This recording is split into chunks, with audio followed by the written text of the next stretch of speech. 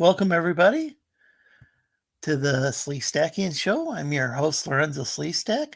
We're joined again by Dylan. Hello. And what's the name of your comic again? Octagon Princess. I don't know why I keep forgetting it, but I would have asked you that anyway, though. Oops. No, you're fine. One of the things I hate about YouTube is it usually gives me if a stream is live, I can mute it, but I don't think I'm not sure if there's a way to mute something before it goes live. I like to keep the chat open just in case somebody new stops in. If they're trustworthy, I make them a moderator. I've had really good luck with that overall, and it's allowed people to it allows people to promote their channels and projects, and then if there's like a spam bot, they can get rid of that as well. That leaves me free to post the show. So you can tell us about your comic book if you want. Okay, so Octagon Princess is going to be an 8-issue series set in Ben Dunn's Ninja High School universe. It's about the top 8 female fighters entering an all women's fighting competition. But the twist is, it's all going to be televised, and the twist is that they're put in increasingly scandalous scenarios, pretty raunchy stuff. It's like, yeah, it's nothing. Well, that's what I like to hear. Yeah, hey, Lion, good to see you as always. It's like know what your audience wants. If your audience wants, scantily clad women, give it to them. It's like so it's kind of like the Dead or Alive. There's a Dead or Alive series, but legally distinct. So. It's not the exact same, but it kind of. It's very much inspired by it. I mean, there is going to be a background plot, but it's with some dramatic storytelling. But other than that, it's it's just a fun cheesecake comic. And it's with some substance to it. Well, that's really cool. Yeah, it's and that's good that you're not it's not like you have like a real super pretentious story or whatever, or attitude about it. This is going to be my magnus opus or something. No, just some fun. Just some fun I wanted to do because it's just like. Oh, hey, Hervoye, good to see you. Got to be careful. I don't let the evil of the money trap me. So when you see me ninja, holler at me. Is that a rap lyric? I don't know. Hervoye? Eric and Boyd says hello, Dylan. Hello, Lorenzo Sleestak, Lion Ren. Hello, Hervoye. Grahovac. I'm sure I butchered that. Tupac song. Okay, I see. Okay. Sounds like he switched out a word in there and substituted with ninja. I'll let the audience decide what that word is because I don't think it's one I can say on air. I'm showing how young I am. It's just like oh no. It's like it's like. Okay, I get it now, but it's like sometimes a reference will go over my head, and usually everyone in the thing I'm in is older than me, so it's like. Oh, I see. Yeah. Well, that's cool, and it's not like everybody in the world was like a Tupac expert at the time he he died. It was like there were so many different rappers out there that there were a lot of other people. So I remember Tupac and Biggie Smalls both dying, and it was. But it was never. I'm not an expert on either of those guys. I'm trying to remember if I think they were both murdered. And there was like this big rivalry too between the East Coast and the West Coast guys, and I don't think that's as big of a deal anymore. I don't know if it was both drive-bys, but I think with Biggie Smalls it was a drive-by. I don't know. I'm wondering. I don't know if it was like gang related or what the deal. I mean, I know there was a lot of tensions too. Like, I don't remember if anybody went to prison for that. Or it's been so long too. Yeah, I knew at the time, and then so Eric's wondering what's on the platter tonight. Well, I've got a few different, both murdered. I thought they were murders. All I know about those guys is they are DD. Yeah, very much indeed. The rivalry was media perpetuated. That's about right. Yeah. Yeah, that's it's like, yeah. There's all it's a good way to sell a product, but I think it's kind of a dangerous thing to get into. Yeah. I mean, no one knows who killed them. Okay. Okay. That's pretty wild when you got guys who are. I'm sure they were like both like millionaires or multimillionaires, and living large, and then all of a sudden they get murdered. Yeah. And then nobody even knows like who did. I mean, well, somebody knows, but the murderer knows if they're still alive. But yeah, I get that. Yeah. Okay, so Eric asked what's on the platter tonight.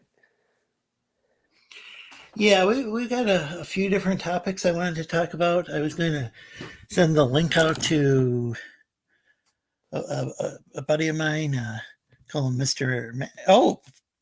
Mad. Yeah, he showed up one time as Mr. Mad as a joke, and it kind of stuck.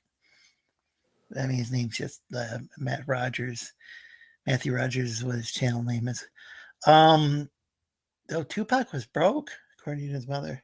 Oh wow, that's crazy. That's interesting. That can happen real easily with one thing I really don't like about these giant media companies, and I'm not saying it's definitely their fault. I don't know.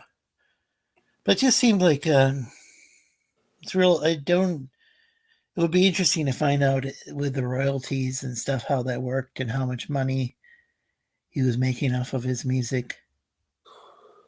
I know that even after he passed away, there was just like song after song being released, and to the point where people were like saying that they thought that Tupac was still alive, but I don't see any evidence of that. Right.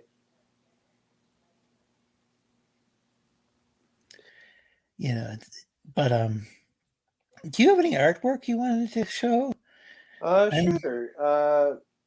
Yeah, because I'm still sending the link out to different locations. Oh, I was going to put the link in the chat too, because this is an open panel show. It hasn't always been. I don't know if it always will be in the future, but people want to join. Here's the link. Okay, yeah, I think. And welcome. How long you been here? Maybe 2 seconds. Okay, I was afraid. I can barely see the screen today. Something's going on with StreamYard. The screen is a lot smaller today, and I can't. It's hard. I can't even really read the chat very well today. Yeah, no worries, man.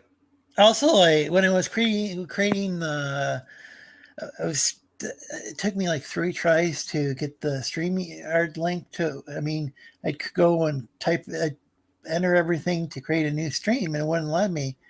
It would just everything, and all the information would vanish. And it turned out StreamYard was crashing because of the picture. So I converted it from a JPEG to a .png file. Is that ping file? Anyway, don't forget to hit like and subscribe button.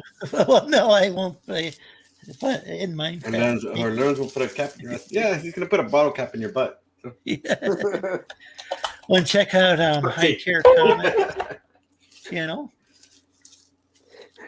Imagine Lorenzo pulling up with a gun. Well, okay, I'm gonna. Yeah, and thanks for posting that.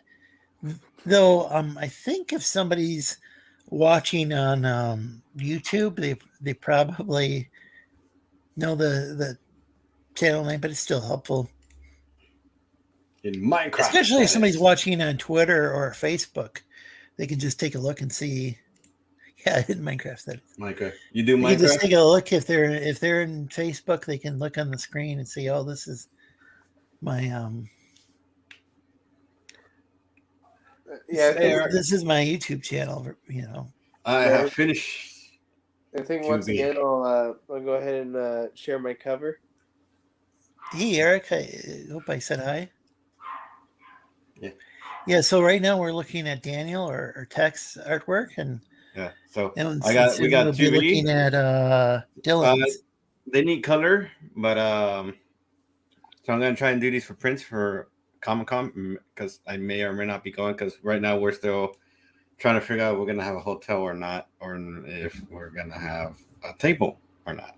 Oh, hey, Simple Jack, thanks for stopping by. But I might try and put these up like on Redbubble or something and see if y'all guys just these want the line art and the color stuff. So I also did Harley Quinn, the original, as original as I can possibly get. Very, very cool. Oh, wow. Thanks for sharing. Yeah, that's really good. Wow. Oh, and hey, Diamond, good to see you. That's Champ, right? Champ, yeah, Champ. I keep telling you. Thanks for joining us. And Decepticons Cave of Comics and Toys says, "Hail all." Well, hail to Decepticon. And the thing, it's awesome to see everybody. Please feel free to promote your channels, projects, so long as it's not like XXX or something, you know.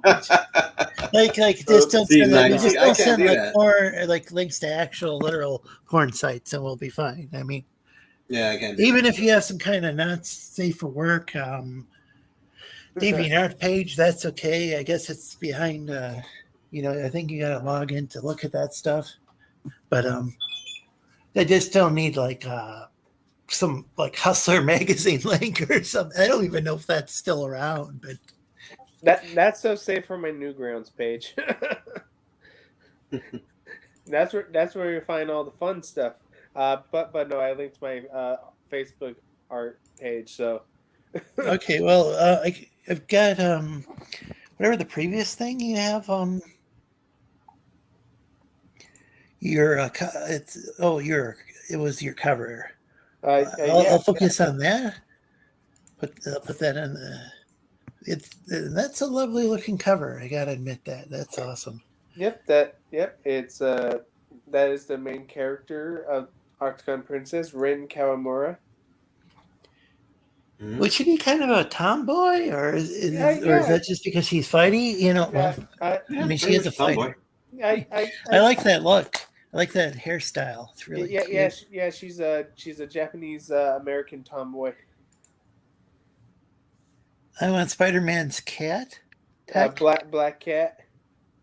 Oh, Black Cat. Yeah, my dyslexia struck again. It's probably going to happen a bit throughout the stream. So. No. Well, word of warning. I also I recently just got a hearing aid, so I'm trying to get used to it. So you see me fudging around or hear me fudging around because I'm trying to figure out this thing. Oh, that's I cool. I hear ya. Hopefully there won't be a bunch of yelling then. Yeah, No, it just means you guys are louder than normal. no And problem, bro. Hmm? No problem, bro. I hear you. No, because I can actually hear you. Not, Well, So do you I was making a usually? pun. So do you usually not? So do you have a different setup now, or do no, you have it's your? just the same setup. It's just I just know how it's a hearing aid, but I'm trying to get used to it. The problem is like it's trying to be like anything else with earbuds. It's trying to be uncomfortable, and then well, it kind of comes and goes. So I'm gonna have to talk to the hearing aid specialist when I get the chance again, and then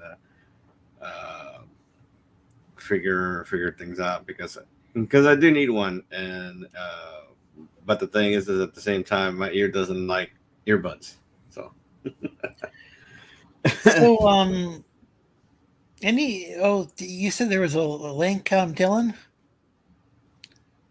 Do what? You had a link to your. Yeah, because I'm asking where can we find this. Yeah. I had actually sent it to you in the DMs. I'm using a tablet. I can't actually. Oh, okay. And so I'll just look on. What if I posted it in the YouTube chats, or would it? But you can.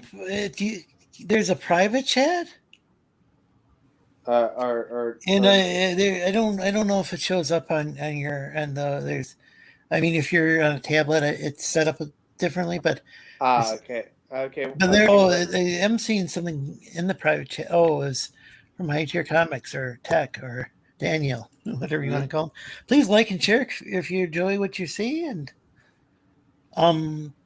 yeah, and if you and also please feel free to check out Dylan's Facebook page. Yeah, that's where the mild stuff goes. Yeah, it has to be. It seems like it has to be really mild for Facebook. Well, I mean, there's some stuff I can kind of get away with because I had to learn how the Facebook algorithm works. But other than that, it's like if you want the fun tentacle stuff, go to my Newgrounds. Yep. Yeah. Yep. I'm. Yeah. Look, I've seen more and more. For a while, it seemed like I was seeing a lot of stuff by people I know that they would like on Twitter, like some like only on Twitter. But I'm seeing there's like a lot of really cool like comic book groups and comic book pages on Facebook. I mean, it's been that way for years, but it's just it seems like a lot of people are using both now, or a lot of people don't use Twitter. Got you shared that, retweeted on the Twitter. It's like, yeah, that's cool. Thanks. Yeah. The thing is, I don't have much luck when I tweet comic book related stuff on Twitter, but it could be that I'll take that back. I don't know if it's actually the YouTube related stuff. I have a hard time promoting YouTube stuff on there, and there's a group that I moderate where I have a hard time promoting comic book stuff. But there's some real active comic book art groups. So, I'm just zoomed in on a blank page.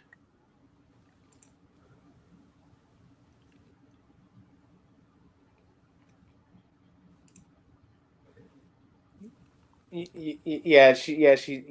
definitely has that tomboy energy.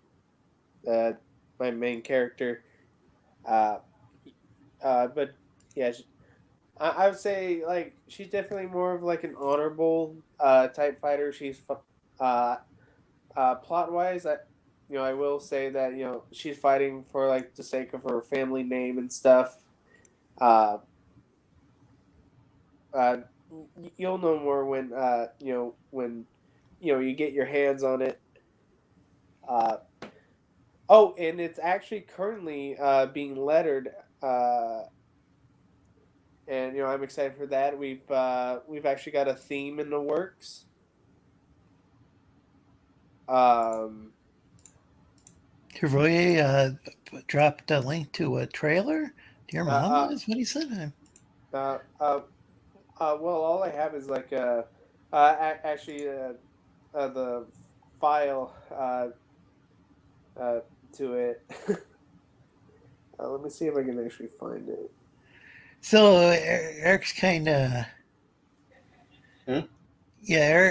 Eric and Boyd's got some. It's pretty much what I've observed. Facebook is hit and miss for a lot of things. More Yeah. interactions with Twitter, but Twitter does get a bit out of control. Yeah, things have been getting a little out of control lately on Oh, my Twitter feed, but think things have settled down too. yeah. Actually, Knock on wood. Although Facebook has some good groups, and I have one there. I actually left. That's cool to hear, Eric. Yeah, I've suspicious movie production called Cursed Waters. Awesome.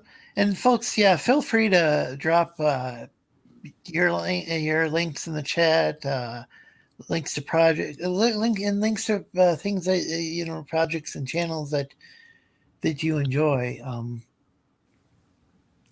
Dave doesn't miss Twitter.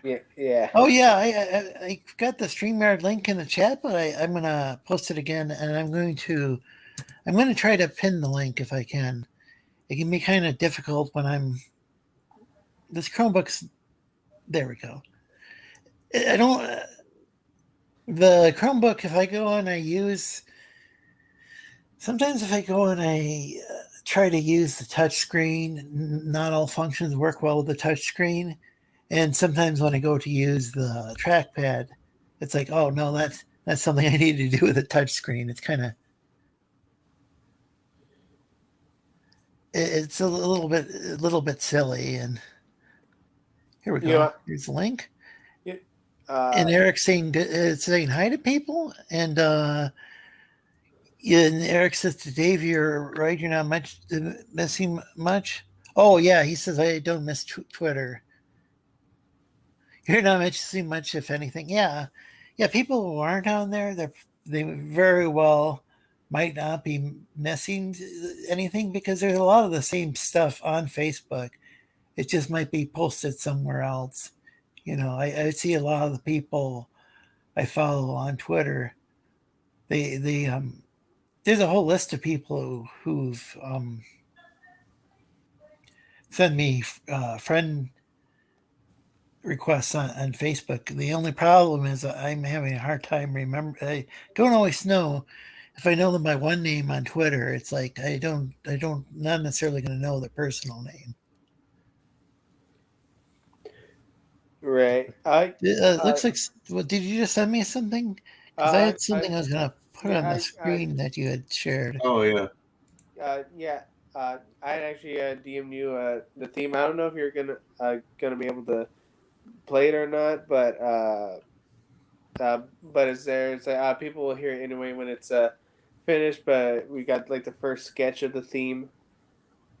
It's like I'm very super cool. excited. And good night to Hervoye. Yeah. Oh yeah. And this right here is like all the fighters, all lined up in an octagon. I'm gonna zoom in so that people can see a little bit. There we go.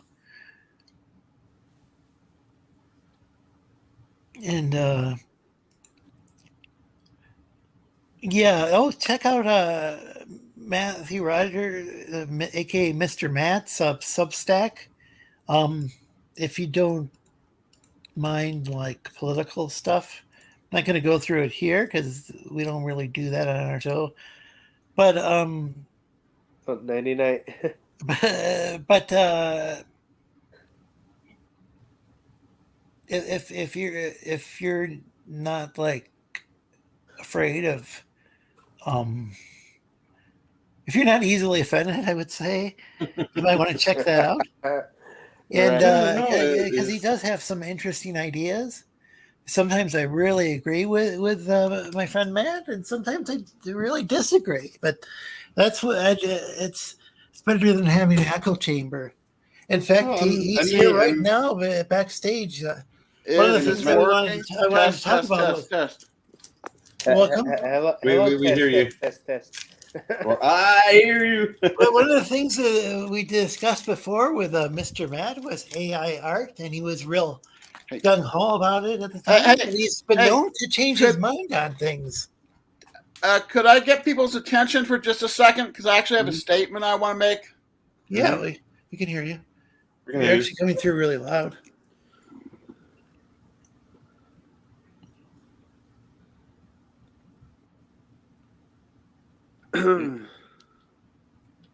Matt?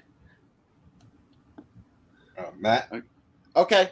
Here's my statement, and you guys are going to like this. It's a humble statement, and I apologize. I was advocating for the use of AI art, and I used it on my own music videos. And I've done some serious thinking about this subject, and I just can't live with the world of simulacra that seems to be multiplying and replacing human expression. So I apologize to all the artists. I'm not going to participate that anymore. That's pretty much it. You know what? That's some really cool character development right there, bro. Because I'm very much against. No, I've been against the AI stuff forever. I mean, because the thing is, like I saw one person point, I was like, "Oh, it's going to drive up the value of human art." No, it's not. It's going to drive it down. And well, I guess it depends on how sophisticated it is. I personally don't. I mean, if somebody uses that as a reference, can I just make one more statement here?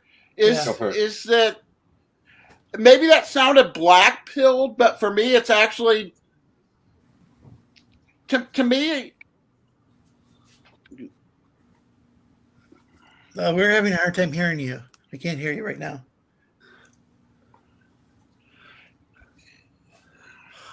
Give him a minute. It's not black pill because I've moved over to Substack, which has long form text and images, and I find that I'm getting a higher level of discussion than I've gotten on websites like Twitter. So, yeah, that's something that people should check out. It seems like a really good thing for artists and writers.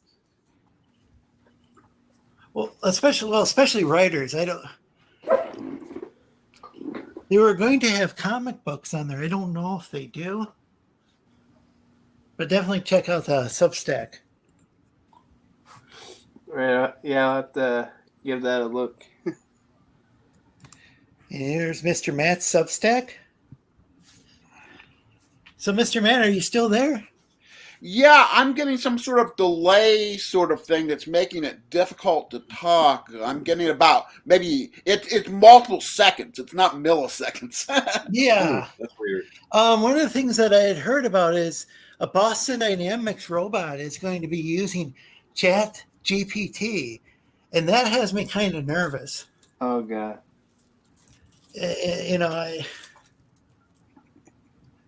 It's one thing to ask it some information and then go and double check it, on one's own to see if it's accurate or not. Use it kind of like Siri or I don't know, what is it called? Google Assistant or whatever. Alexa. But it's another thing for it to be integrated with a robot. Yeah, I mean, I think as a chat assistant or for technical assistance, like it helped me reconnect my Windows laptop to Wi-Fi. I think that's acceptable, but the whole simulacra industry that's arising, or like NVIDIA just demonstrated a high-end GPU product that can take voice text prompts and turn them into realistic movies. I think if that sort of simulacra starts replacing human expression, that it will have a negative effect on society. What does the word simulacra mean? I don't know. Simulacra is when the simulation is so far removed from the original that it becomes its own reality. That it's like you go from strawberry jam to artificial strawberry flavor, and you keep going. It's from Baudrillard, who is a French postmodernist philosopher. Interesting. Yeah. So I'm looking at this post on Twitter, and this is pretty interesting. What this person. At any rate, I recant my alliance with the AI art, and I regret using it, and I celebrate all my fellow artists on here. Well, I'm really more of a word artist and musician, but all of us who are creative ought to be doing our best to retain our humanity. Oh, I definitely agree. Right. Oh, Twiddler says being against AI art is kind of like against internet piracy. You're not going to change much just by not liking it. Yeah, I think it depends. I think it's more of a thing that, Mr. Matt, you're not going to be using that as a tool anymore. It's not like you're going to necessarily sway a bunch of people, but you personally don't plan on using AI Yeah, art? I don't think law is the right way to limit it at all, but I do think some of us as individuals are going to choose to not engage with this simulacra that's replacing our reality with inferior copies, which I think is not healthy for our psyche. Oh, and hey, Stephen, welcome to the chat. Yeah, it's honestly, I mean, as far Please as like and share if you like what you're seeing. aside from, there's also a lot of people just find the cheap one. They're gonna try and justify AI to use it as a cheap alternative to people, so they don't have to pay for it. I think it might be the okay if somebody. Oh, sorry. Go ahead. Pirating hasn't gone away, but it hasn't been the big boogeyman. Yeah, I'll be straight up. I used to do pirating, and it's not even worth it now if the streaming services. Like, for me, I'm a music person, so it's worth it to pay $10 a month for Apple Music and just get the CD quality stream of all the albums directly. Like, you know, Same thing with you can go and get like the Criterion movie channel, right? I do want to see the artist be compensated, though, which is why I'm excited about Substack, as they're giving a relatively larger percentage of their revenue over to artists, which the whole subscription model, I think, is a really positive development and one that comic artists could use as well. This is interesting. I think it's important then to define where the lines are. You're probably using tools that utilize AI models.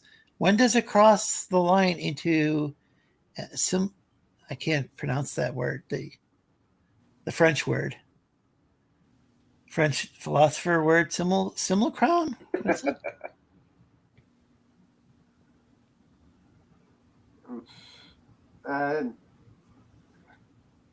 I'm not sure. That's a good question. When does it cross the line? I mean, like, I have a pretty. Which one, Simulacra? Yeah, that's from Baudrillard. He's worth.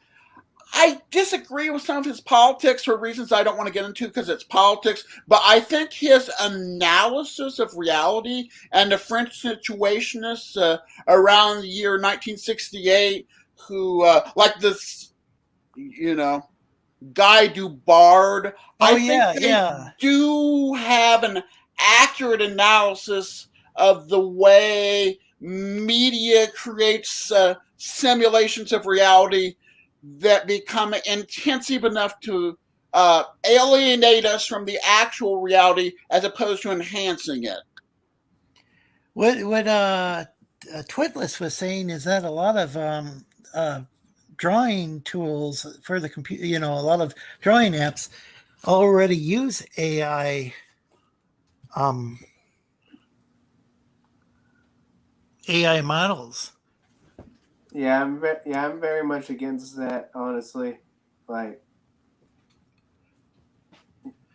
at any rate, and I was supporting it, so I'm just coming on here to recant. So I hope that people at least admit that I'm willing to admit when I'm wrong and offer apologies to people who draw things.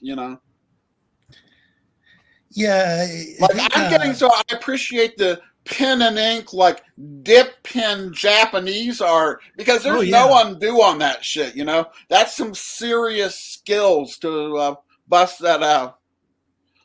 So somebody is saying this was inevitable, adding ChatGPT to robotics, and here you go, a Boston Dynamics spot robot with artificial intelligence to answer back. Quote, these robots run automated missions every day. Each mission uses miles-long, hard-to-understand configuration files. Only technical people can handle them. At the end of unquote, at the end of each mission, the robots capture a ton of data. There's no simple way to query all of it on demand. We can now ask the robots about past and future missions and get an answer in real time. ChatGPT interprets a question, parses the files, and formulates the answer. And then continues, like I've said before, it makes more sense to give AI physical form for it to carry out instructions, and thus giving it a sense of the world around it, which is the real true path towards AGI. So that's what the advanced, what does that stand for? AGI? Not locked behind a screen prompt.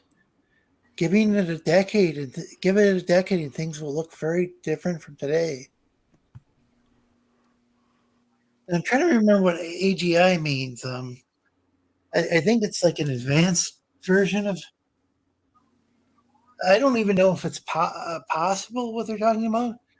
I don't know if AGI would be something that would pass the Turing test. AGI is artificial general intelligence. It would mean an artificial intelligence with enough cognitive capability that is capable of abstract reasoning and perhaps might even recognize itself in the mirror as a self and would be self-modifying in nature. But yeah, that's really spooky. Capable of working at a much faster speed than a human brain. That'd be like kind of like Data on Star Trek. I think that what's called the alignment problem in the artificial intelligence community. There are certain thinkers who think that we can't align the AI to be congruent with human desires, and it could take over the planet and basically just use us as molecules to expand its empire. Holy shit. So I think that we need to, at least as individuals, choose not to engage with that. It's a Gnostic rejection of our human biology and our experience as animals on planet Earth. So we need to, amplify human expression and talk to our friends and family and not give ourselves over to the simulacra in the sense that Baudrillard uses the term. Twiddler says he doesn't think it's a clean binary. It's a clearly a continuum with shades of nuance. He might be talking about the AI art stuff. And hey, Jilly D, thanks for joining us. And Terry, Mighty Geek Studios. I got the link in the pinned in the chat if you want to join. And Mighty Geek Studios draws his artwork by the traditional method and says, I'm glad someone still appreciates traditional art. Yeah, he's one of the co-founders of the show or the channel. Actually, from the sound of this conversation, it sounds like folks will be pegging more robots, and the human race will die out. It will, or it will die. Yeah, that seems to be happening in Japan right now. I've heard there. I could be wrong, but I think they're not having as much sex these days. And I'm not just going to say, a lot of people would just blame anime, but I think the deal is, I could be totally wrong, but I wonder if people are just so overworked, because I've heard that companies will expect people to just work hours and hours, even off the clock. I'm not sure it's legal, but I think it still happens. Hey, for the Dub Gaming, welcome.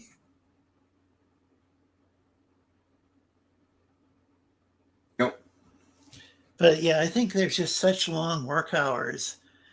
I wonder if that's why a lot of people don't want to have families.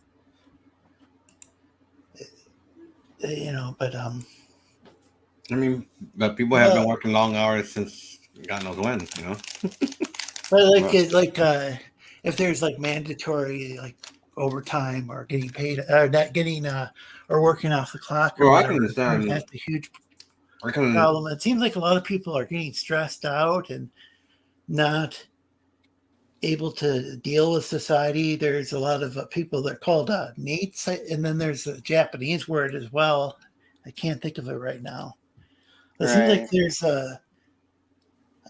I'm not saying it's happening with most people, but there is a segment of Japanese society that's kind of dropping out of society. Yeah, it's like, they overwork themselves so much. It's honestly insane. Like, you have more people rather, willing to, live at home. And it's like, that's where you get hikikomoris, where it's like, basically just. Oh, that's the word I was looking for. Thanks. Right. Yeah, it took me a minute. Yeah, I think that's going to be that's an issue that I hope Japan can address that as a society. And overworked and underpaid. Yeah, I mean, it's I know they've been working on it, so because I think their suicide rate has dropped from work related stuff. I think that the government actually ended up creating holidays, just kind of like how we don't have Juneteenth, and I'm just saying, seeing that, just using that example, that we periodically the government adds holidays, the U.S. government. I think the Japanese government added a few holidays. I don't know if it was in the 90s or what, but I remember hearing about it. I took Japanese class. I just moved out of my parents' house, so I didn't do very well in the class. I think I'm pretty sure I flunked out of that class. But one thing I had heard, several, that was a long time ago. But hi, sorry to interrupt. Can you hear me? I've got to leave pretty soon, unfortunately. Okay, well, thanks, Mr. Matt. I mainly just wanted to stop by and offer my humble apology to the artists, and just let people know that I've reconsidered my position on the subject, and wanted to share some of my reflections on philosophy and AI art. So anyway, you all enjoy your discussion. Just, that's mainly why I wanted to stop by. Take care, everyone. Yeah. Okay, all right, see ya. ya. Have a good one. See ya.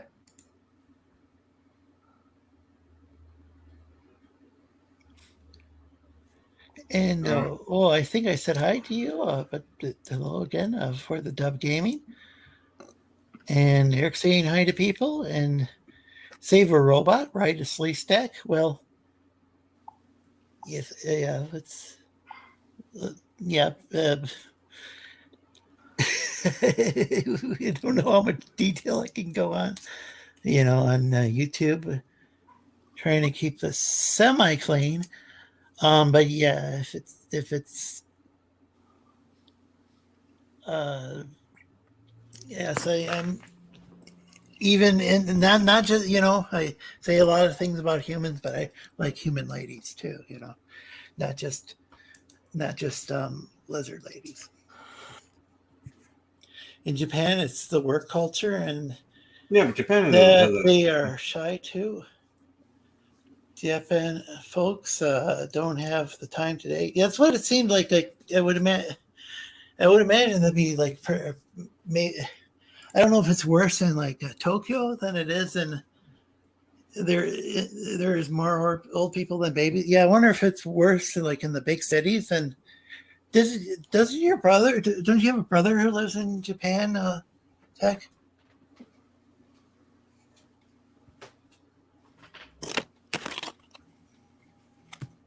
Daniel? Yeah. Oh, sorry. Did you say you had a brother who lives in Japan, or did I get? No, he was stationed in Japan for a bit, and then he's back. He's in Virginia right now. That's where they stationed him. Did he? Do you know if he observed anything like that, or? No, he spent most of his time on the base because I would imagine. Yeah, I would imagine that would be quite a different culture. Yeah, because, no, I mean, I think the biggest frustration was the changing of the road signs and stuff like that. He had to learn the road signs a bit. Oh. Yeah, and then oh boy. You actually know someone who was actually stationed in Japan a few years ago. Yeah, so I think the biggest learning curve was driving. My older brother had to learn to drive all the roads, and my young brother he was learning the roads just on his own, mainly because he wanted to drive, not walk everywhere. And I tried to tell him, I tried to warn him. Japan is a place where you're gonna walk a lot. Interesting. He's like, you're gonna walk. That's not something I had considered, but that makes sense. It's we mainly need to because send a huge boombox over to Japan and blast some very mellow to get them banging. Well, maybe set the mood. Yeah, they might. That would be like probably the place that if there's boomboxes still available, it might be manufactured in Japan, unless things switched over to like being a lot of things are made in China now. Well, I don't want to say unfortunately, but that I guess it's a matter of perspective. I like it when I like. Yeah, I guess we could get it. I mean, I don't want to get too political, but might be nice if things were manufactured under better conditions. I'll just say it, Right, yeah. In Minecraft. But it's just not. Yeah, back in the 80s, it was pretty cool to all of a sudden, or even starting in the 70s, it was interesting to watch. Well, I'm really dating myself. But when I was a little kid, Japan's economy was just like starting to take off with like the automotive industry, and it seemed like America's automotive industry was starting to kind of fizzle as far as the stuff actually being made in America. And sometimes people would just like they go up to Canada or of course down to Mexico, but even Canada I think might be cheaper to make some stuff. There's a bunch of reasons about that. More political. I don't want to get too political because Daniel's here and he doesn't like that. So, well, like I said, Japan they have a big monorail system. They have a big train system. So, if you want to get from point A to point B, take a train. Yeah, which is why a lot of people are like, why aren't we like Japan, where they use the monorail system up and down, back and forth, left and right? Japan is not as big as the United States. We don't need to do that. I think you can fit Japan in Texas. Probably. In Yeah. greetings, The entirety of Shinobi, the head ninja. I know you most Hello. certainly fit it in California. Anyone have any artwork they want to show off? Yeah. Let me see. I know Daniel or Tech. He's Well, I was showing looking off a at. I blank was looking page, at. so I'm just. I was Not looking at highlighting something. it. I was looking at something. I'm trying to debate. Someone asked for Black Cat, and I'm looking around. Yeah, it seems like it could be a lovely place to visit. Just as long as somebody reads like they read up and watch some YouTube videos maybe ahead of time because it's the cultural. There's a huge cultural difference, and Yeah, I I think mean, people they can quite it's easily. not the There's things there things we do in America that could very well be illegal in Japan. yeah. Like there's some medicines that are legal here in the States, but are against the law over there. So against their laws. So it's kind of weird, and so you want to like at least learn the public public stuff, like which side of the road to drive on, this and that, and Yeah. Yeah, but even more than just like what side of the road to drive on, it's like pedestrian laws. And well, stuff. it's like there's just like lots of like things regarding manners, and also it's definitely not a country where you want to get arrested because Yeah. you can it's I can't remember. Seemed like it might be different now, but it seemed like it was a 90-something% conviction rate.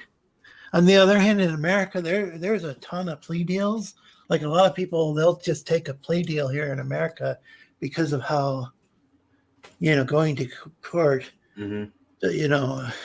Oh no, it doesn't always work out. So you definitely want to get arrested in either America or Japan. America's got you quite get a world arrested prison population. But yeah. Well, no, you don't want to be careful. Getting arrested in Japan is because you can end up in yes, yeah, even for small infraction, you can end up in jail for like 72 hours or something. Because I know there's a 72-hour hold, so you're in jail for 72 hours, regardless of what the crime is. And then depending on what it is, they're gonna more than likely like convict you of the damn thing. So it's like they have what they call a 100% conviction rate. I was gonna say, I thought it was like 90 or 90 something. It's like you're pretty much you're gonna get convicted of something in Japan. And Mama, you can check out Mama's channel. Feel free to drop your link in the chat. And I like puppies. Welcome. Definitely don't mess up in Romania. Interesting. Yeah. Yeah, that's another place that's very different from, say, the U.S. or Canada or like a Western nation. Happy to live in the U.S. Well, we got a quarter of the world's prison population, and I think only a tiny. Well, we only have a fraction of the world's population, and it's definitely not a quarter. quarter is that's. I mean, it's like per capita, we've got the highest prison population of any country in the world. So. I would imagine Mexico would have the biggest prison rate. Liking the fact that they live in America, I love America. Happy to live here. Here, most countries aren't like America. Yeah, I don't think even Canada's like. I mean, there's a lot of people think it's just going to be the same thing, but it's got its own unique thing. It's going on. It's part of the Commonwealth. It's I don't know if I think the Queen might still. Well, I don't know if they're going to put the King on, if they put the King on their money or not. That's being debated. It's interesting. I haven't been able to visit Canada as many times in my lifetime as I had hoped. I mean, you just have to accidentally step in the wrong area, and you're in Canada, aren't you? It's like you're. Well, it's Slow, isn't there like there's custom agents and stuff, but yeah, it's with here in Michigan, Windsor and Sault Ste. Marie. So Windsor is connected to Detroit, and then there's Sault Ste. Marie, Michigan, that connects to Sault Ste. Marie, Canada. Imagine a country so strict on gun laws that even the Yakuza have trouble getting them. Which is why they have knives. Yeah, that would be an interesting topic. Not sure we can really discuss it on this stream. Yeah, but yeah. But that's why they have the knives. Is the US. Well, I'm not going to say that. You can. Anyway, I think each country has its advantage and disadvantage. Anyway, I think we discussed that enough. So yeah, I think a lot of our entertainers, like a lot of comedians and musicians, come from Canada. You know, like John Candy and Mike Myers from Saturday Night Live, who did the Austin Powers movies, right? Wayne's World, Wayne's World. Actually, the character Wayne actually that started out as a Canadian sketch before it was on Saturday Night Live. Like a lot of people, like a lot of the guys from Star Trek, the original series, like Shatner and Shatner is he's from is it Montreal or something or somewhere in Quebec, or there's a Quebec. So looks like you might have something on the screen now. Oh wow! Yeah. Boobs. There we go. Boobs and ass. Looks like I zoomed in on the right guy. If Japanese kids can build robots and stuff, I'm sure they can build their own fembots. Well, fembots with guns. You know, I'm not gonna encourage that. I didn't want to get too political. Hell yeah. That's something that most of us can unite around. They are kind of famous for Max. We talked about that earlier with or I don't know if we talked to I don't think we did talk about that earlier. There was some sort of AI. Hey Williams, welcome. There was another AI article that I had seen today, but yeah. So let's see. Some of our viewers miss it, but I was talking about my my comic earlier, and brought up how there's gonna be boobies and stuff. I was actually. But I was kind of. Yeah, I was actually thinking about a science fiction movie myself. So this is why we have a show planning room. Yeah. I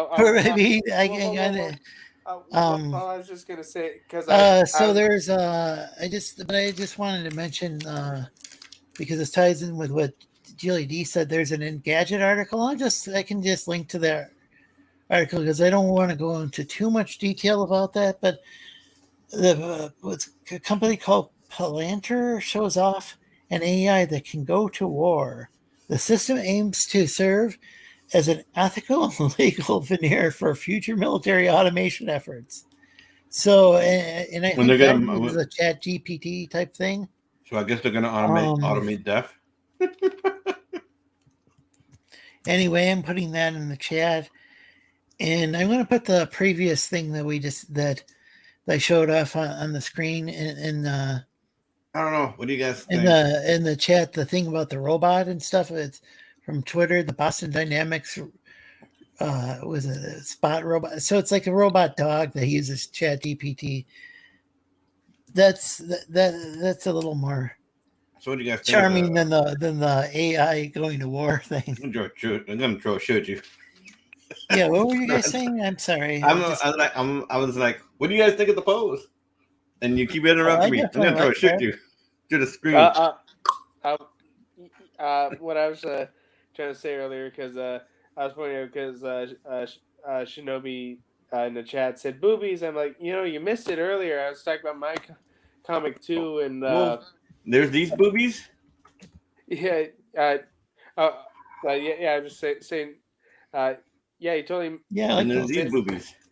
Yeah, just like, if you want boobies, I've got a perfect comic for you. Yeah, and I still have those images that you sent me the last time you were on the show. Oh There's yeah, some more boobies. The drawings, I should say. Image just sounds kind of sounds vague, and it could be misinterpreted. Yeah. Let's see. I can. I'll highlight this. It's Rin.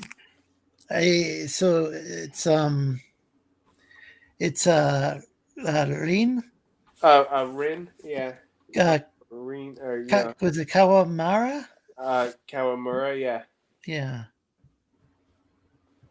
I can highlight her, but yeah, I think that's a great pose. Is she like sliding down the chimney or what? That's what I don't know. I just came up with it. I don't know what it is. Okay, yeah. I just asked you if you could draw, or if someone asked me to draw, and then I just kind of do something, and I was because the idea was to her being, since she's mostly a thief. I don't know why I drew her trying to go down the chimney. Especially since I'm glad I can help. I'm trying to draw stuff for I think my idea is like there's like someone caught her red-handed, so maybe I was thinking of putting like giving her a red hand, like you can see a line of. Just joking. Or maybe kind of make it small and put like the head of the back of a Spidey's head or something. And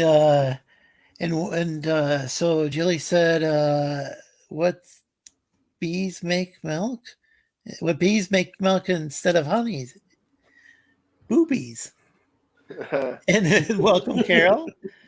and hail Shadowhawk Talk. And Jilly's great is saying hi to the chat. And if you thanks guys for showing up. If you like what you're seeing, please like and share. So apparently, it really helps us out. Apparently, Disney put out a trailer for a new original movie. Oh yeah, I heard about that. That was one thing that I wanted to talk about. And everybody's being skeptical about it. Yeah, and I'm a bit skeptical too, but unfortunately, right now Disney doesn't have a good... Damn it! I just highlighted his picture. I wanted to talk about that for a second, and then go on to the movie, though. Is that okay? Talk about Sorry. It. Go ahead. So what are we looking at? This is my the main character of my comic, Octagon Princess, Rin Kawamura. She is a Japanese American MMA fighter. She has never fought professionally, but she has trained in the gym for like basically her entire life. She for personal reasons, she swore off of fighting professionally, but something brings her in for personal reasons where she has no choice but to fight in this all-female tournament against 7 other fighters. Well, that sounds sexy. Yeah. I definitely look forward to reading that. Yeah, and it gets increasingly scandalous and kind of raunchy. So be on the lookout for that. Oh, I definitely will be on the lookout for that. And we've actually got some artists interested in and doing some pinup work for it for the Kickstarter. Yeah, I'm interested. Just hit me up. Hell yeah, dude. That sounds cool. Yeah. And you can get boobies for me. Movie artwork for me. Yeah, hell yeah, dude. Yeah, the last time I was here, Niobe came on, and I started going on his streams too, right? Yeah. Oh yeah, Larry. Yeah, Yeah, Larry. What's cool is, he's Canadian, by the way. Just to call back Yeah. to the Canada discussion earlier. it was really cool because kind of opened up this comic to like more people, right? And he even had a former artist for Image Comics, John Stinsman, on there, and Oh, that's cool. I actually asked him on stream, like, "Hey, would you be interested?" And he said, he basically said, "Yeah, hit me up." And I was like, "Holy shit! Like an Image Comics guy, like." Well, Julie V speaking says, of- "Ooh la la," but speaking that's of really that, cool. Yeah, so he definitely has connections. He's got all sorts of artists that do covers for just awesome. He's Did the you get problem Randy is Green? that when there's like 7 covers to choose from, I get overwhelmed and I can't make a decision very easily. Right. That's the only problem is I'd rather I personally would rather have only like one alternate because because otherwise I'm just gonna go. I'm just gonna be. It's just gonna drive me crazy trying to. Right. Oh, Hey, okay. Chad, So, good to see you. okay, so this is Thanks for another. joining us, and please like and share if you please feel free to promote your channels in the chat. Most of you have channels or shows that you go on. Okay, so this is another fighter. Her name's Sister Mary O'Brien. She beats ass in the name of Jesus. That's interesting. Okay. And her. And I talked about that before. That actually in my church, in the Orthodox Church, I don't think, at least in the Greek Orthodox Church, I think that might violate some church canons. But I'm not sure about the Catholic Church. Technically, Church of technically England. violence. Well, technically, violence is while it's frowned upon, it's not a. No, you're not disallowed to defend yourself and whatnot. The only thing is. I'm talking about like with like. The thing is mainly the thing is you killing somebody or Right. in a fit of rage or whatever. Right. Yeah. Because I know like the Orthodox Church, an Orthodox priest can serve as a chaplain or a medic, but I don't think he's allowed to continue to be a priest and fight in combat. I don't know. This might be. I don't. And check out Shinobi, the Head Ninjas channel, please. Hell yeah! Check out his links and. Go ahead. Sorry.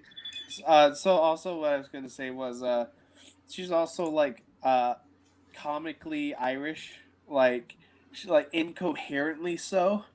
Yeah, I've met.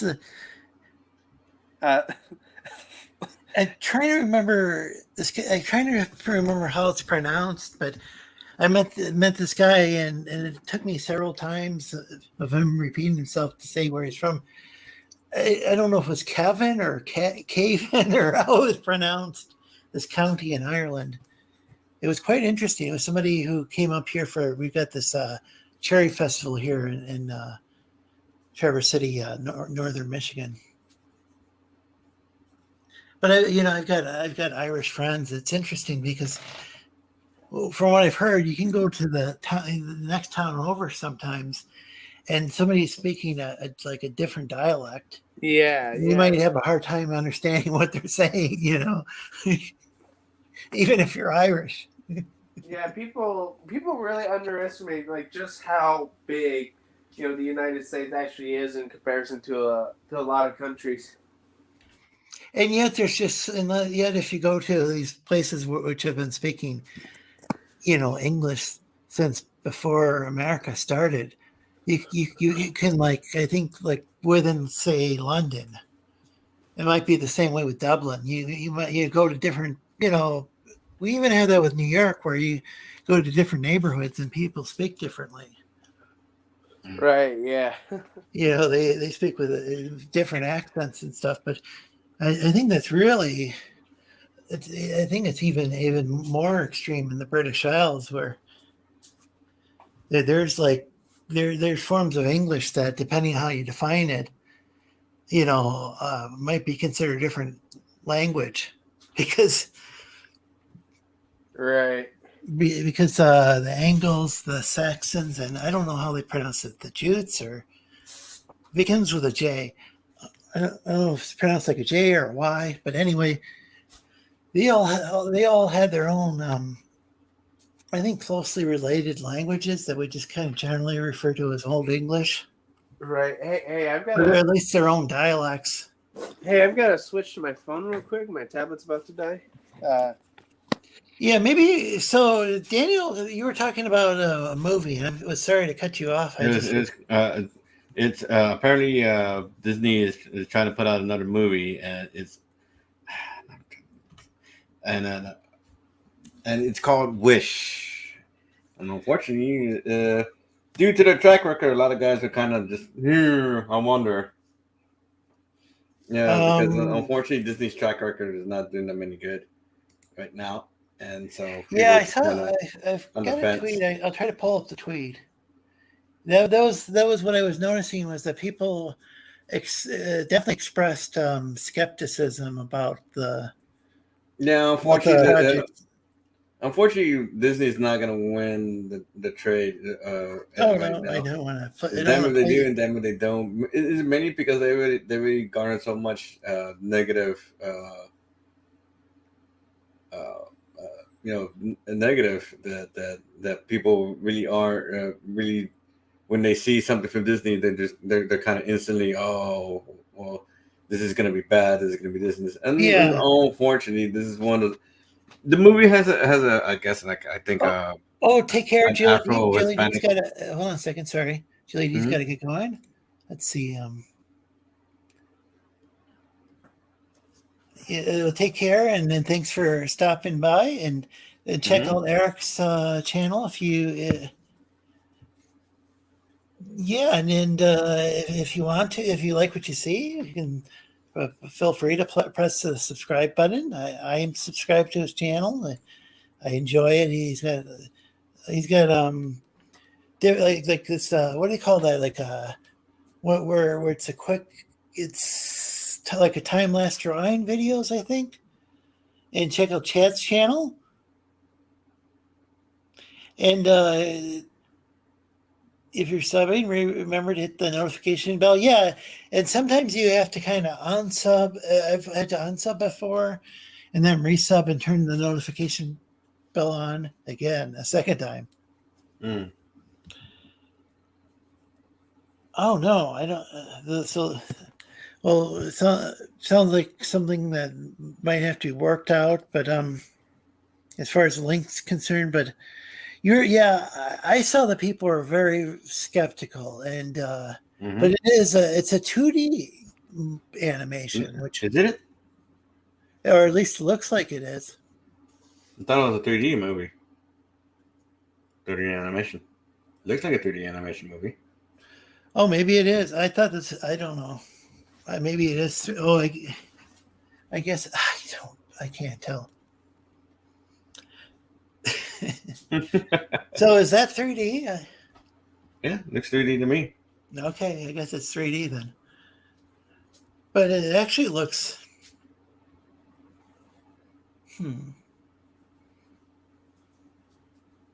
The characters look kind of cute. Yeah, I believe they said she's supposed to be Afro. Huh? Afro Hispanic or something like that. I was like, okay. And then the villain is white. I'm like, oh. Oh, Chad M. So I think that's what's causing the problem. Is like, oh Lord. Wait, did you say the villain's wife? Yeah, white. He looks white. Oh, the villain's white. Okay. Oh. Yeah. I don't know. Okay. I don't think me it doesn't matter, but some people are like, oh well, it's Disney trying to Well, you know, with Yeah. land in the land of Lost, all of our well, you know who the villain is because they're human Mm-hmm. in our comic books Yeah, and it's cartoons. just some people just don't know well enough to do alone or one another. But I think people are just being skeptical at this point because right now, like I said, Disney's not in a good place. It's pretty much sat there and just garnered too much negative publicity, and it's Take care, Eric. Yeah, so I don't really or know much about. So the only thing I know about it is that if I play the trailer, even with the sound off, Disney's kind of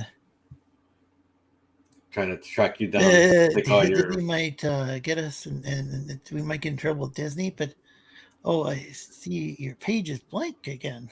Okay. Oh, sorry. I was trying to do this Black Cat, and I just kind of. I didn't like the pose, and then I deleted it, tried to do something else, deleted it, tried something else, deleted it, tried something else. Oh, here's Chad M's link. I guess the previous one wasn't working. Or no, that's his Discord link. Interesting. I don't know if that's the same link as before. But check out Chad's Discord. Feel free to join that.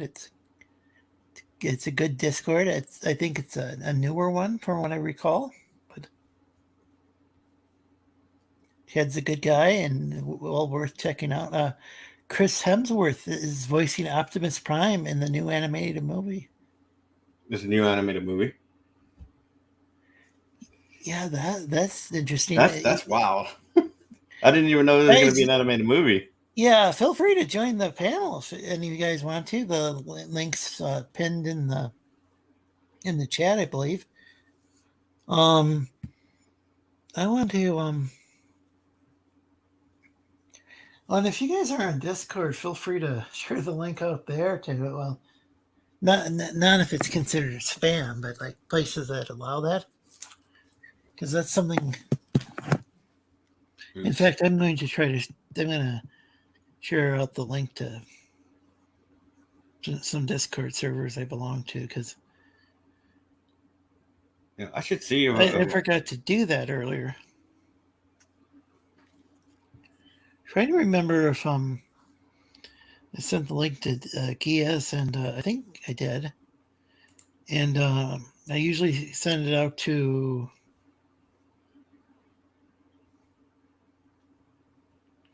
Something came up with Dylan.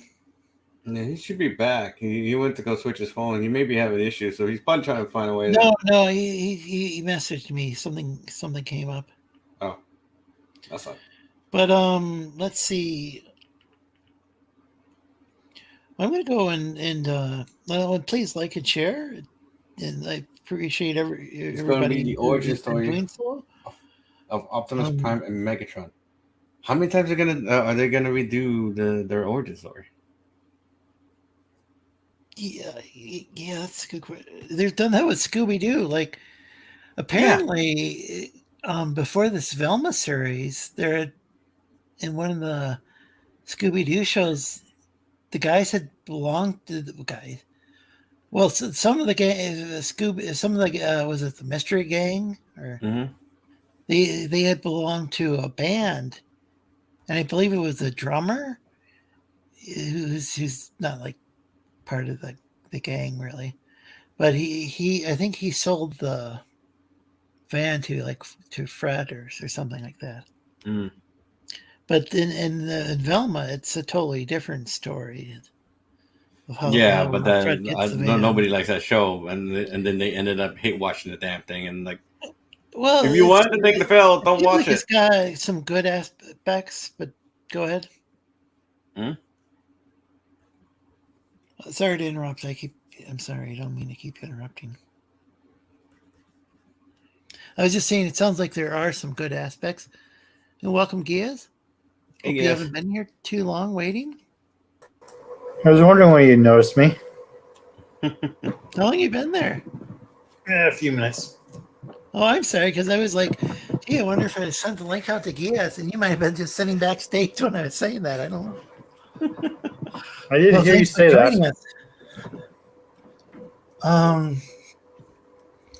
Yeah, I don't know. I've heard things. I've heard like some episodes of Vilma are there's certain aspects of it that are good, and then there's certain aspects that are bad, and is what I've heard. I don't know. But I've heard I that don't. the characters seem very like Well, very that snarky, that kind of show I especially don't really Velma. like to begin with, so I didn't really watch it, anyways. So So, I see. yeah, I don't care for those. I didn't care for those kind of shows, and so I just didn't care about it. So. I think in the Scooby Doo Mystery Incorporated TV series, I think Velma ended up being kind of snarky in there, and unfortunately, that was something that I think gets carried over to this show. But Well, she was kind of academic snarky, I think even from the beginning. It's just yeah, now she's just like says all sorts of racist stuff, even though her character is Indian. Well, she makes even jokes about Indian people, which I guess she's an equal opportunity offender, which it's not like she's just like racist against one race of people. She just like makes all sorts of racial remarks about it, but that's not really something that really fits in well with Scooby Doo. it was the way her character is. Yeah, not to mention that's the biggest problem. That's the biggest problem with the show. The traditional ways that they portrayed her character. She was not even never that. like into like racial jokes or anything like that. The way is just the type of humor that they were going for really doesn't fit Scooby Doo. It's like that is kind of a weird flex, and it's a weird jump into a direction you didn't need to go into, and so it's just like if people didn't like it, is more than likely is going to be for that reason because it doesn't really fit Scooby Doo. You know, like they like wanted to fit Scooby Doo, but it doesn't fit Scooby Doo in that direction. I think that's what it really doesn't. They seemed like they had a pretty interesting mystery where like some girls had gone missing and they were investigating. That part was kind of cool. Fred's character was like really dumb, but it was kind of there were some funny aspects. Like his folks are rich, and so like yeah, so I guess it kind of makes sense that he might kind of start in that sort of scenario. He might kind of start out spoiled and like, but it was just funny. At one point, he was just throwing money at people, like throwing money in their face to try to like just really. I mean, that's kind of funny. I mean, but it's not really what I would think of as Fred. I mean, yeah, I think that's the problem. I think that it's funny, but it's not a character. I mean, because generally most of the time when they portray the character is mostly they have the running joke is that he enjoys making traps and stuff like that. So yeah, it's weird. So I don't know. Maybe when people are in junior high, though, they're just kind of in their in their rebellious phase or whatever. Maybe that could explain it because I think but they're on the other shows, aren't they? No, at least in high school. If not older, in the other incarnations. Well, from what I've understood, the show is supposed to take place in a high school, which is So this is supposedly before then. Yeah, it just doesn't really. It doesn't really fit though. It doesn't tie in very well to the continuity, because all of a sudden they've retconned these characters so much that he's backstage. All of a sudden Shaggy's now known as Neville, and he's a totally different acting character. No, they're all totally different characters. They don't. Yeah, Neville. And by the way, hidden. By the way, that's actually his first. That's Shaggy's first name, and I think maybe like canonically his first name, but canonically his name is Norval Rogers. Everyone just calls him Shaggy. Norval. Okay, so there you go. Thanks for correcting me, man. Lorenzo. Shinobi's in the back. He's backstage. Who's backstage? Shinobi.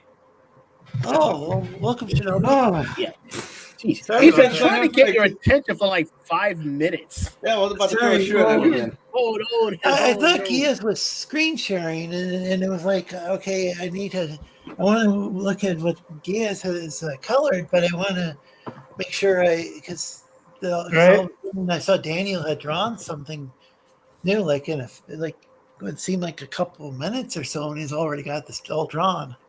Yeah. But thanks for joining us, Shinobi. I'm really sorry about that.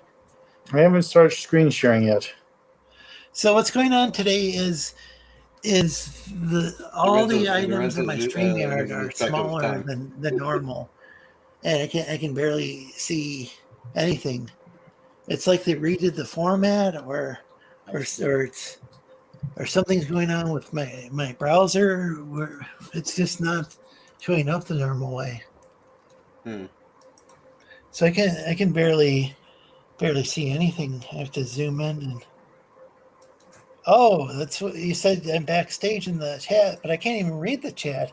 It's so small. It's only 11-inch screen, and then they made things even smaller than normal in here. That's what I was trying to tell you. Really sorry about that. But okay, I double checked, so it says Shinobi before zooming in. Yeah, you can zoom in on Shinobi. Right now, I'm thinking about this pose. I just zoomed in on him, so I'm just not digging it. But thanks for giving me permission. Oh, well, that doesn't. So I guess that doesn't work either. Let's see. Here we go. There we go. Now we can see each other when somebody's trying to talk. Cool. Right. Yeah, I saw that tweet. I saw it on Twitter that they're working on a new Transformers animated movie with Thor being it's supposed to be, I guess they're doing yet another origin story. Why? I don't know. It's well, they're doing it back when, from what I can tell, back when Optimus was still Orion Pax. Yeah, it sure looks that way. Yeah. What's funny is that in the original G1 cartoon, they were never comrades. They were never friends. In fact, when Megatron first met Orion, the first thing he did was blast him. Yes, but in Transformers Prime, they were friends at one point. There's actually been a few iterations of Transformers where Optimus and Megatron used to be friends before having a falling out. Yeah, it's actually become pretty common. So,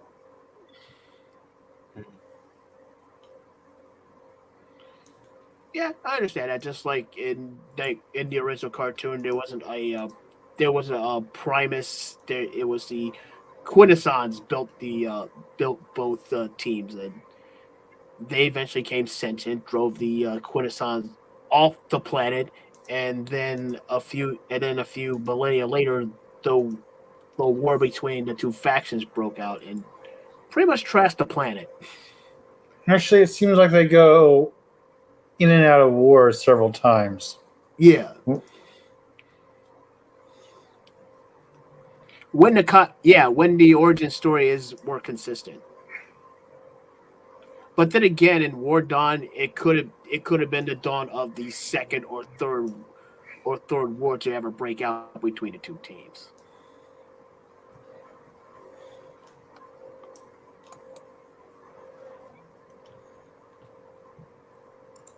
So yeah, I haven't really watched Transformers much since I was a little kid, and I'd have to go to I think it was when I think a lot of it I watched in syndication, like the reruns, and so I'd go over to the neighbor's house to watch it. I could be remembering things wrong. So I didn't realize that they had been friends, though. Well, it depends which series you're talking about. Like, G1 was a little inconsistent with Origins. For example, at first it seemed like the Decepticons built the Constructicons when they were on Earth. And then later flashbacks showed that the Constructicons built Megatron. And then another flashback showed that Megatron reprogrammed the Constructicons for evil. Yeah. Yeah, there's a whole bunch of lore that goes way, way back, and people were just trying to reinvent the wheel for no reason. And it's like, Well, all stuff that was in G1. Like there was, that was G1 had a lot of inconsistencies. Yeah. The Constructicon origin is just the most grievous of them.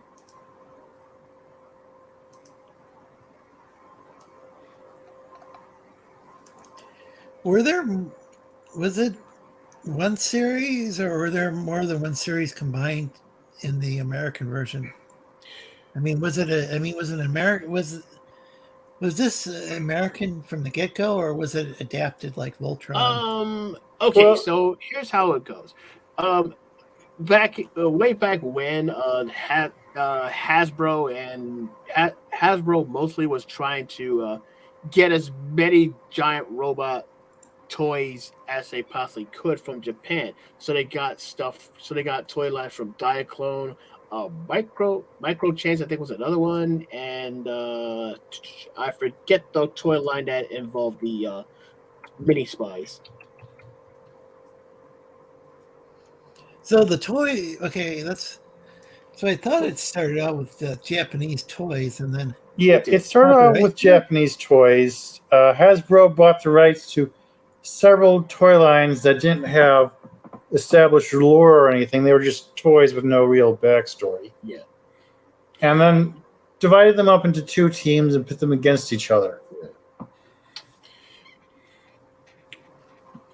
And then that toy line became, and then Marvel started a comic book run, and after that came the cartoon. It's my understanding the Marvel Comics run and the animated series started around the same time. They were in development together. Yeah, they were around it. Yeah, I think they came out the same year, but if I remember correctly, the comic may have come out a month or two prior to the cartoon. I don't remember. But for if you're looking for if you're wanting to know like anything about if you want any information concerning Transformers, a YouTuber by the name of Rodimus Primal is a good source. I think I source just I know. to his channel because you mentioned him earlier on Twitter. We're talking about this. There's also Chris McFreely. He does the basics on. It's a series where he talks about various Transformers characters. That sounds interesting too. So, do you have a link to his channel? Yeah, one moment. Speaking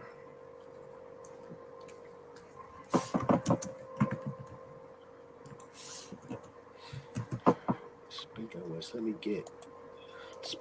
get Rodimus's channel.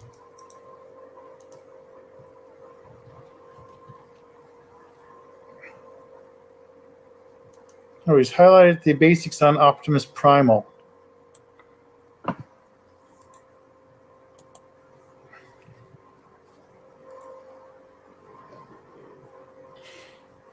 So here, right.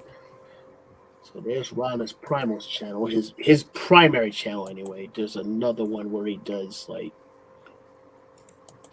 he's got another one. Okay, thanks for the link. And hey, Tim Bergini, thanks for joining us. The streamer links pinned in the chat. If you want to join, if you don't wish to join, that's fine.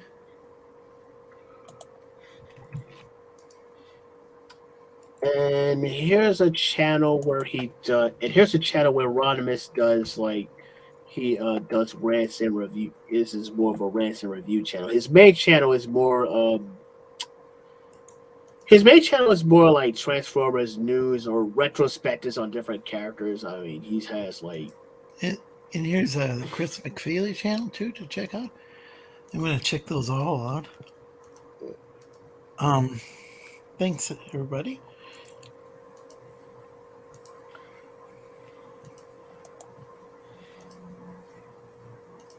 Yeah, he does some fun videos. He also has a month set aside for Obscure Characters Month, where he talks about Transformers that don't get a whole lot of screen time.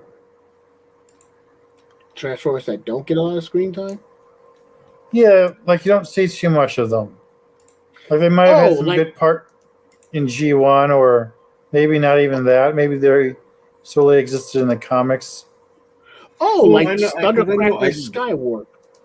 Because I know IDW changed it a bit too in their version of it. So I guess what they're trying to do is they're trying to make it universal that Optimus and Megatron were once buddies or war buddies or something to that effect, and it drew and they just kind of fell apart after a while as friends, and kind of a Cain and Abel type deal, you know.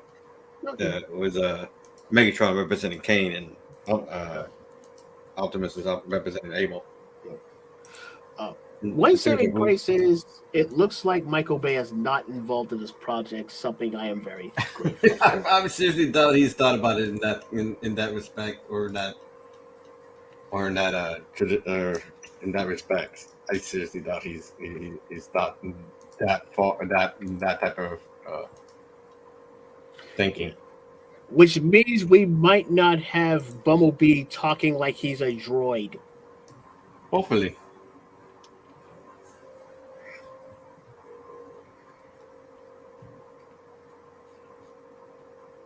It kind of annoyed me that I don't know why they did. I don't know why I don't know why they did that. Why they was like, hey, let's just have him not talk. Because Michael Bay's an idiot. No, I didn't so much mind that they did that. It's just that they kind of became inconsistent about it. Like it was a using character trait, but at the end of the first movie, his voice he got his voice back. He was able to speak. But then in the next movie, he wasn't able to talk again. Yeah, when I saw that, I was like, wait a minute. They fixed his voice. Why is he not talking? Why is he still using the radio to speak to people?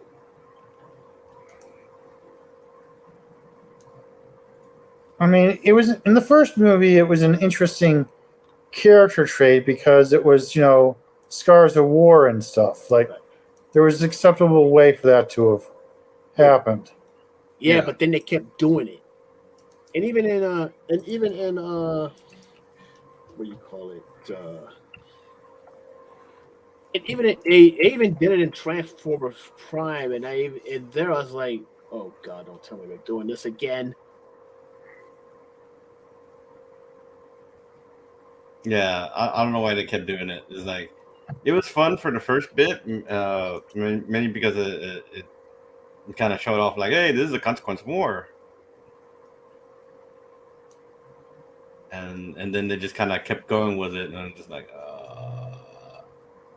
you don't need to do that for every other instance. He did talk in the in the cartoon and in the comics. I don't know why this is a thing now. Yeah.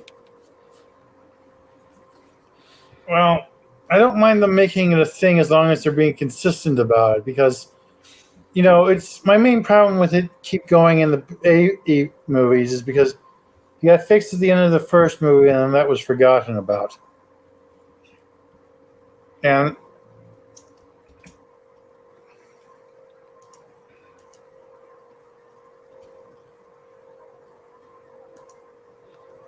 like, why did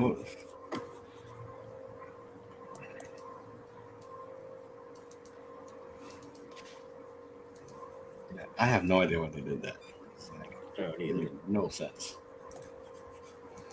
But is Michael Bay the king of inconsistency? I don't even think he kept the consistency straight for his other movies, like Bad Boys. And then there was the fact that when the Transformers were there, you couldn't tell one Transformer from another, and it's like the whole time it's like, okay, just which like one was Ironhide? Which one was Ironhide? Yeah, just like again? humans, you can't tell one human from another. Well, that was the great thing about Bumblebee is that they kind of fixed the look of the Transformers, and then they were doing okay with the Beast Wars, and then they kind of dropped the ball with a Wheeljack again. I'm like, Speaking of humans, what human? That's a human on the screen, right, Shinobi? Yes. Okay, what's this character called? They don't really have one. It was an old draw. They don't really have a name. It was just somebody I was playing with. Okay.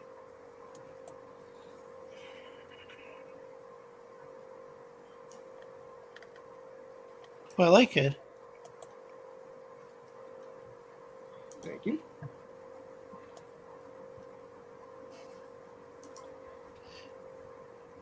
Oh, hey, Anna, welcome. I've got the Welcome, StreamYard Dano. link pinned in the chat if you wish to join the panel. If not, I just appreciate you stopping by. It's always cool to see you, and feel free to promote your YouTube channel. Oh, that one Okay. reminds me. I almost forgot about it. If you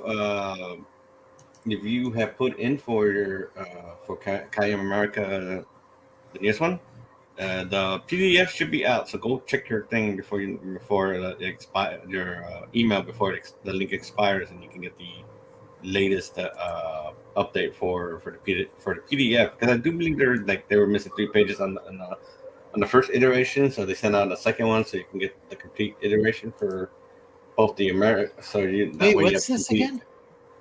Okay, when they sent out the PDF, they gave out both the English version and the Japanese version, and apparently cool. there's like a page or 2 missing from the Japanese version, and so they always send out the PDF so you can get. Oh, okay, so I can check that out. I'll definitely, I'll check that out. Oh, sure thing, Anna. I appreciate you, and I appreciate you stopping by. Anna's got a really entertaining channel. She does Battlefield. Was it 2042? It's like not a game that I play, but I enjoy watching people play it. There's a really cool YouTube community that's. I tried to play it, but I kind of got bored of it. But so there's a really cool YouTube community that's centered around the game. Well, thanks, Tiago. I hope I pronounced that right. And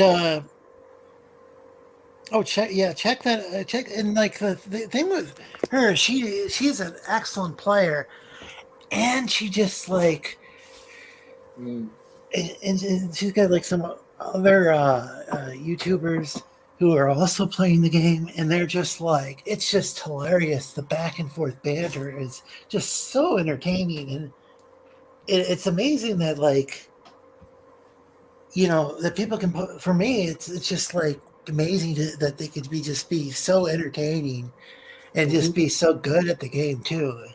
It's a lot of fun to watch.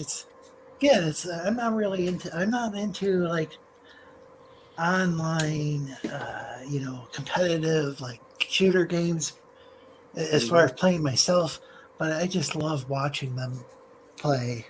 Simple Jack does an excellent job as well with his channel. He was here earlier. In fact, I think I first met Anna through. Oh yeah, have a good night, Tiago. Thanks for joining us from Brazil. But yeah, so, and it's an awesome channel. Doing my best. Thank you again, Lorenzo. And Sao Paulo, the capital of Brazil. I hope I pronounced that right. And hey, Tony Tone, Low Golden. Thanks for joining us. If you like what you're seeing, please like and share, and feel free to promote your stuff in the chat. What were you saying, Daniel? I hope you can remember. No, I was. It just so they announced the. I guess the origin story for Optimus Prime and Megatron. They announced a movie for Disney that Wish trailer that you guys. So, I'm also looking through stuff. Apparently, IDW, the company that does that did the comics for Transformers, is no longer listed on I guess for stock trade, and they dropped about 37% of their people. Oh, that sucks.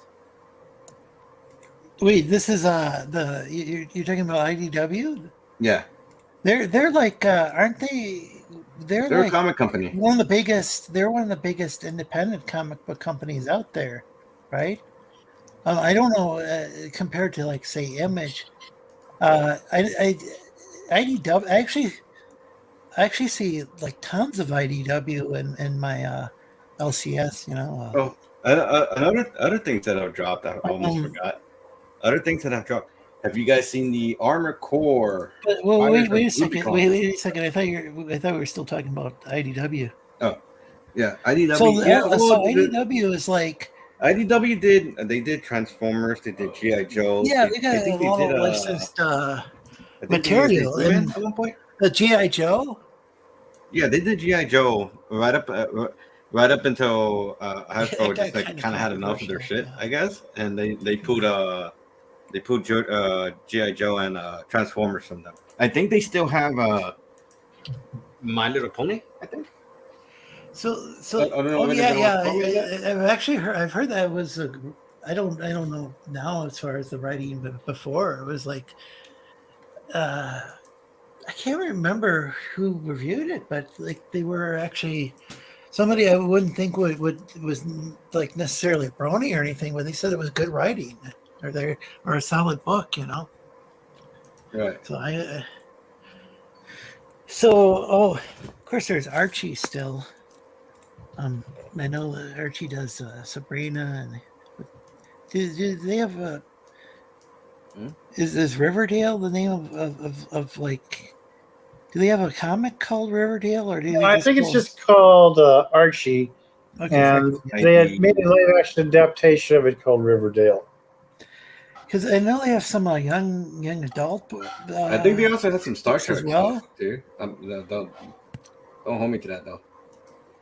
No, let's see. They right now they also have a lot of the Teenage Mutant Ninja Turtle stuff, and then so they're doing something with the last Ronin bit they did with Michelangelo. They have some D&D stuff. Apparently, they put out something for if y'all remember the Saturday morning cartoon from The Archie's cartoon. No, remember there was an animated Saturday morning animated cartoon show for D&D, Dungeons and Dragons. Oh, for D&D, yeah. That was a lot of fun as a kid to watch. I mean, I've watched it as an adult and still found it entertaining. I really like the Dungeon Master. He's kind of what was he? Was he a Brace? He looked like a gnome to me. Gnome? He was smaller than everybody else. I didn't. Well, I guess I didn't know about halflings way back when, but he always struck me as like a gnome type creature. Yeah, it was. I'll try to pull up the art. Oh, by the way, I'm looking at have other. any plans for the weekend. By the way, I'm looking at other back catalog, but I'm trying to see so- what their current stuff is.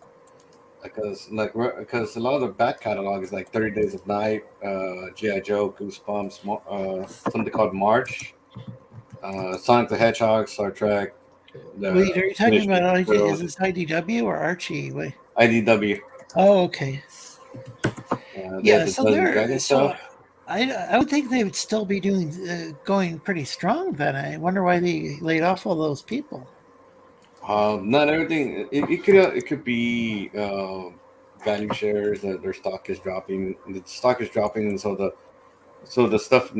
So I guess they're getting their money from stock, and if the stock is dropping, they really can't afford to have a huge crowd of people. At least that's my assumption. I don't know too much about that about financial backing in that manner, but. Oh, by the way, please, folks, feel free to promote your channels in the chat. That's why you guys have wrenches. Yes. Or promote other Remember, channels. was Happy Dinosaur here earlier? Definition. If so, I forgot to say hi to him. Or happy day to him. That's his standard greeting, and I typically greet him happy day. Oh, by the way, I like how this is progressing. Mm-hmm. Oh, after like kind of it's kind of messing with it for a bit. I kind of like, you know what? I'm gonna. I saw something that kind of gave me an idea, and so I'm just like, so like she's trying to steal something, and she finds a rabbit totem instead. So this is like the hell. Interesting. Oh, by the way, I see some people in here who some of the people I've met through James Geip. Geip definitely recommend his channel as well. He gives a lot of shout outs to people and Well, but you can give your like you can shout out your channel and I'll do my best to highlight it because pretty much almost everybody has a moderator here, has a wrench or a jacket, as some people call it. Some of the Filipino viewers call it a jacket for some reason. I think it's a translation of like a Tagalog word, Filipino word. The thing is, like, I didn't understand at first, like a jacket, because it doesn't look like a jacket to me. But I think the word is like kind of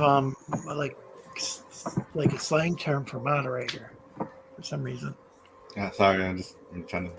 It might make more sense in Filipino. Yeah, because it's like I think it's just translated to English. So right now I'm just trying to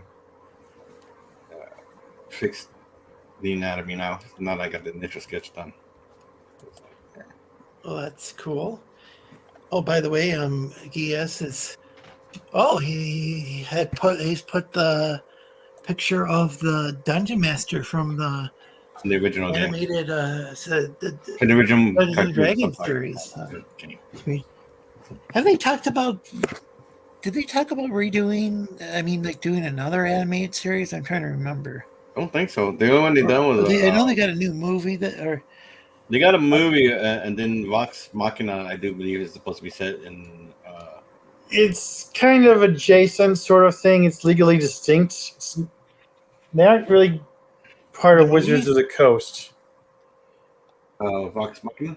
Wait, the movie or TV series, The Legend of Vox Machina. Oh. Yeah, that I was.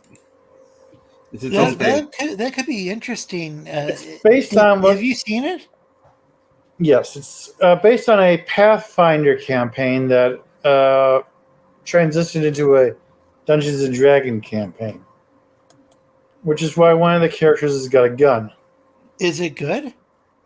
Yeah, I've seen 2 seasons of it, and I can't wait for a third. And the Mighty Nine has been greenlit. The adventure where they use firearms? Oh, hey, Henry. Can't you use firearms? Welcome in D&D. You can if your DM's cool. Because I want to do a more of a Robert Belmont type character. But yeah, to promote the DM's channel. Channel in the chat. The DM's guidebook does have a way you can make firearms. Mm-hmm. It's not in the player's handbook for some reason, but.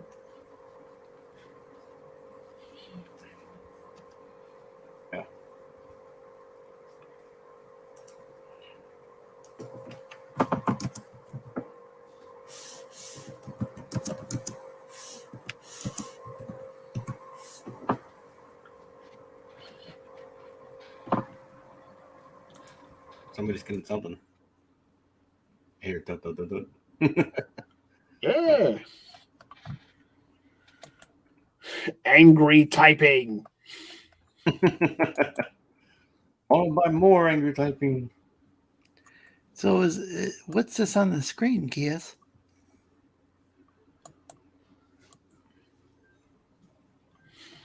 Well, you see, before I had posted a picture of this meme. It's magic. I ain't got to explain shit. With Dungeon Master having magic coming out of his palms. Wow. Somebody's paraphrasing Joe Quesada.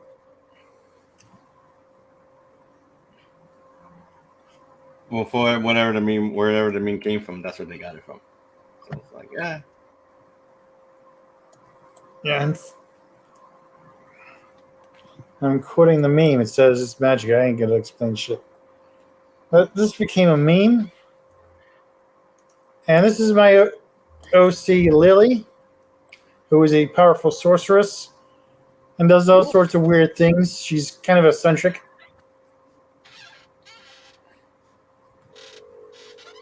Yeah. Cool. I like the magic effect.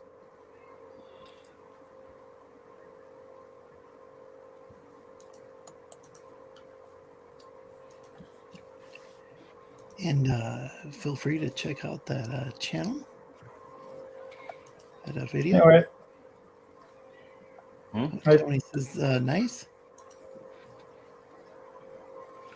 I agree. It is. Yeah, I like it. Yeah. Did Daniel draw this? Yes, I did. Thought I recognized the work.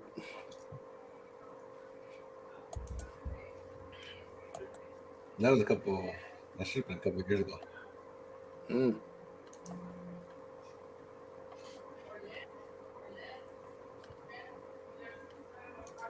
Yeah. Especially the way the line art is done.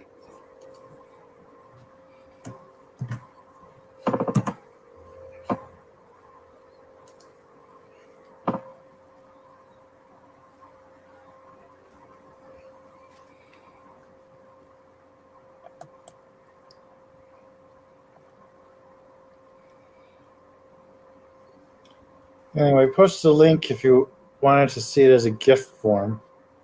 Little sparkles and stuff floating about. Cool. Where'd you post the link?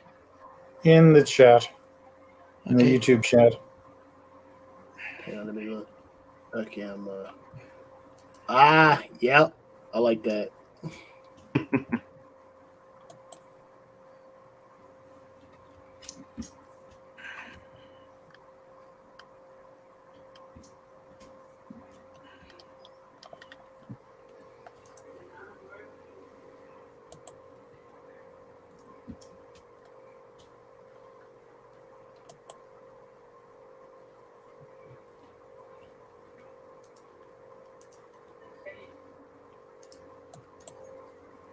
Yeah, I play around with GIFs. Is it the Deviant Art link? Yeah, the DeviantArt link.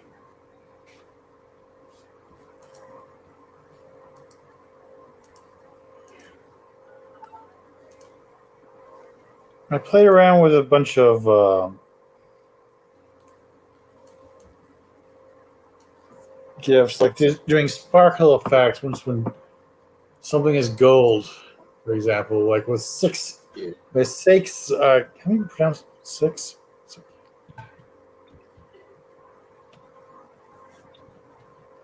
Whatever, I'm not going to show them here. Sikikumo.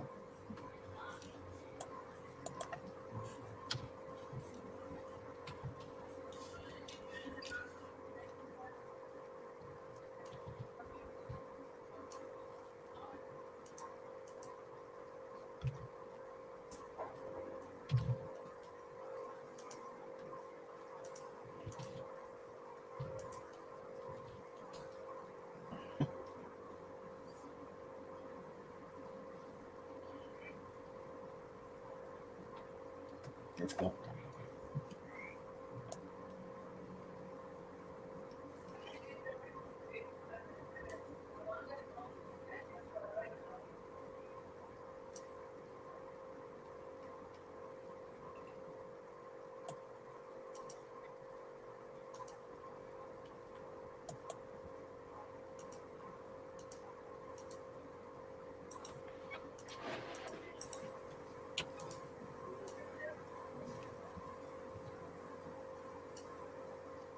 Yeah, I like it.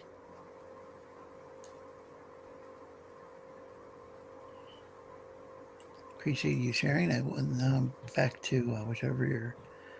So what? So what's this character you're coloring? This is Revi. She's an android Lily created. Mm. Like most of the other robot girls I've had Daniel draw were TFs. They were originally people she had transformed into robots. This is just a pure robot.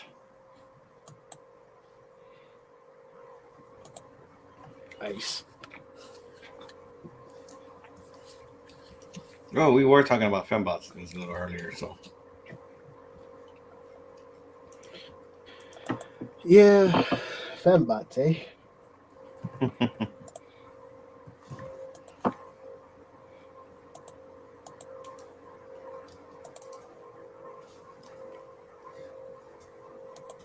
This is Primo Riga, one of Lily's bounty hunters. Basically, if somebody really pisses off Lily, she sends her bounty hunters to go after them. Reverie is immortal. You can't kill her, but she does have her weaknesses.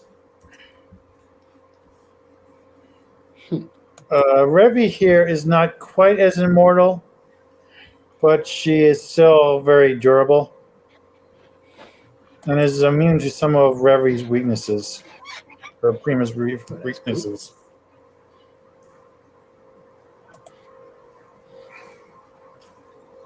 Like, That's a good Prima can be turned into a statue, which is fairly common in my universe.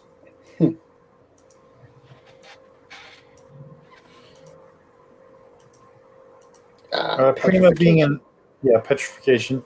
Prima being or Revi being an android is immune to it.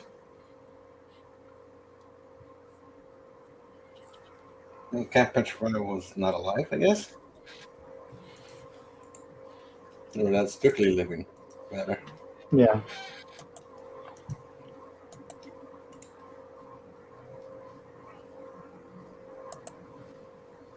So Tony appears to be enjoying the art. That's good.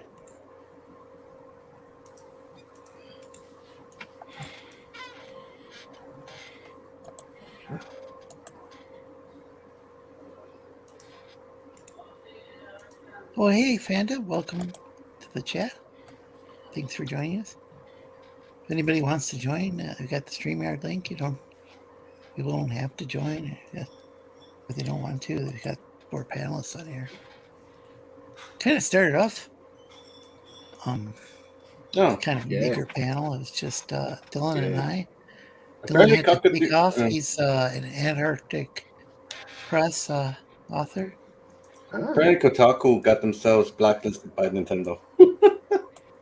Apparently what? Who? Kotaku? It's a magazine. Oh, Kotaku. Kotaku. Oh, yeah, I saw that on Twitter earlier. Yeah, some screwball I guess some screwball writer said something they shouldn't have said and got the entire platform banned because of what he said.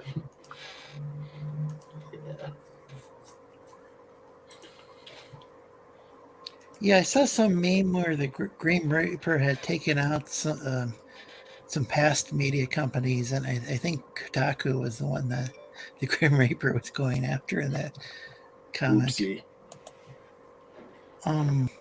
Weren't they part of like Gawker or something? Like, I think they were part of that company that was like sued out of existence by Hulk Hogan over, was it a sex tape or something?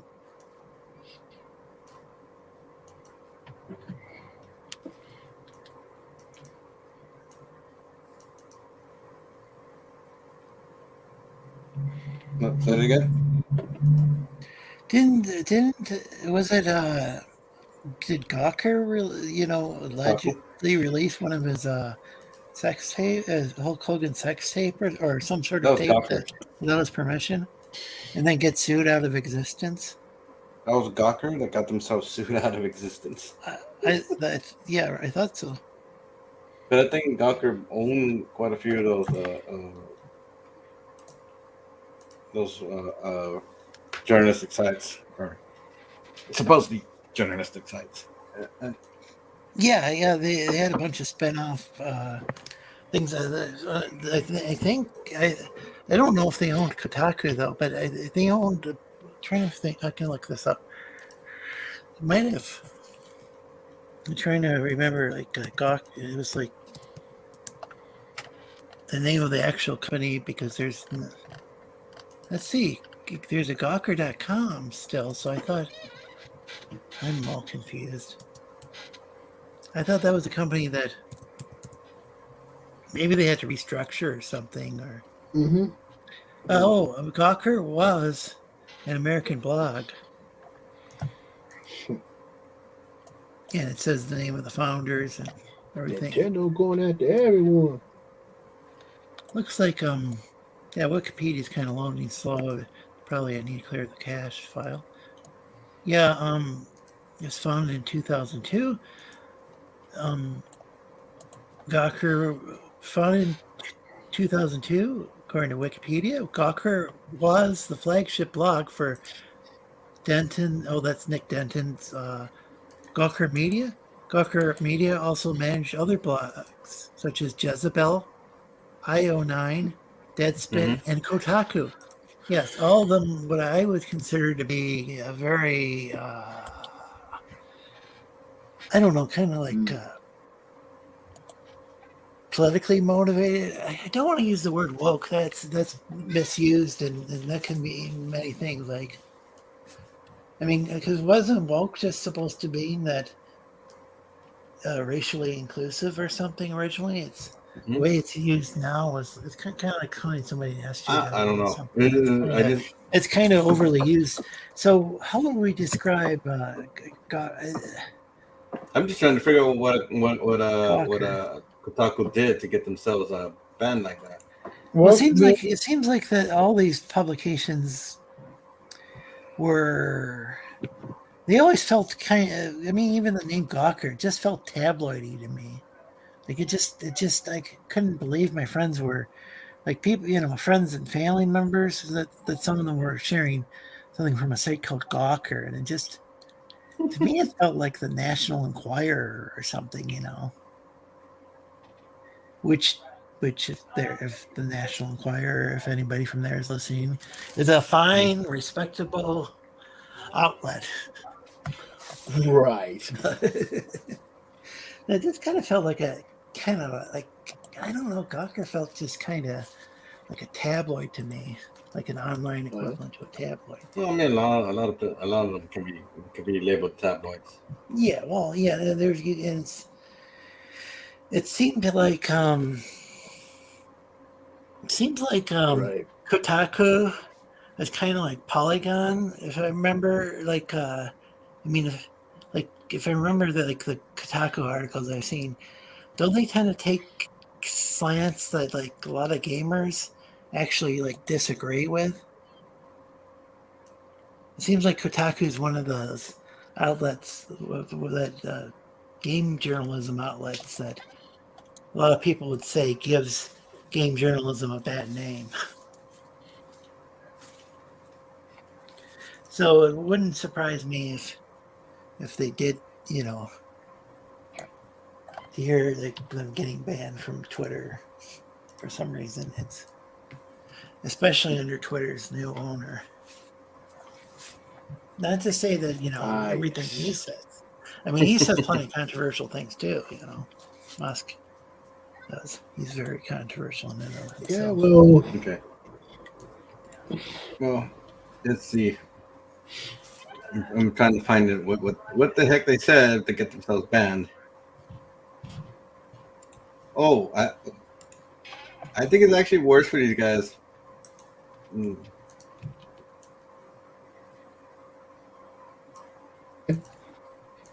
Kotaku has been blacklisted by Buena Vista, Ubisoft, the FF14 team, and now Nintendo. Wow. That is quite a few people, a few publishers to be banned from. What did they say about Ubisoft? They're blacklisted from covering Ubisoft stuff. So they're not getting any review material. Blacklisted from covering Ubisoft.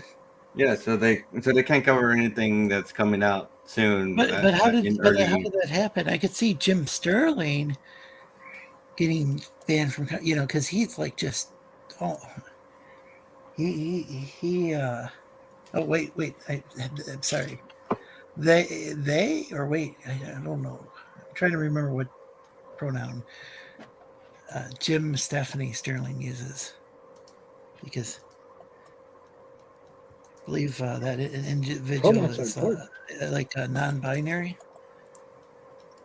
I don't know. I'll just say Jim.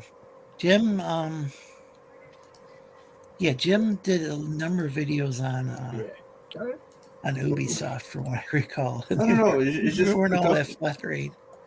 I don't know. It's just Kotaku just tends to have bad takes quite a bit, and so them That's getting banned by true. quite a few.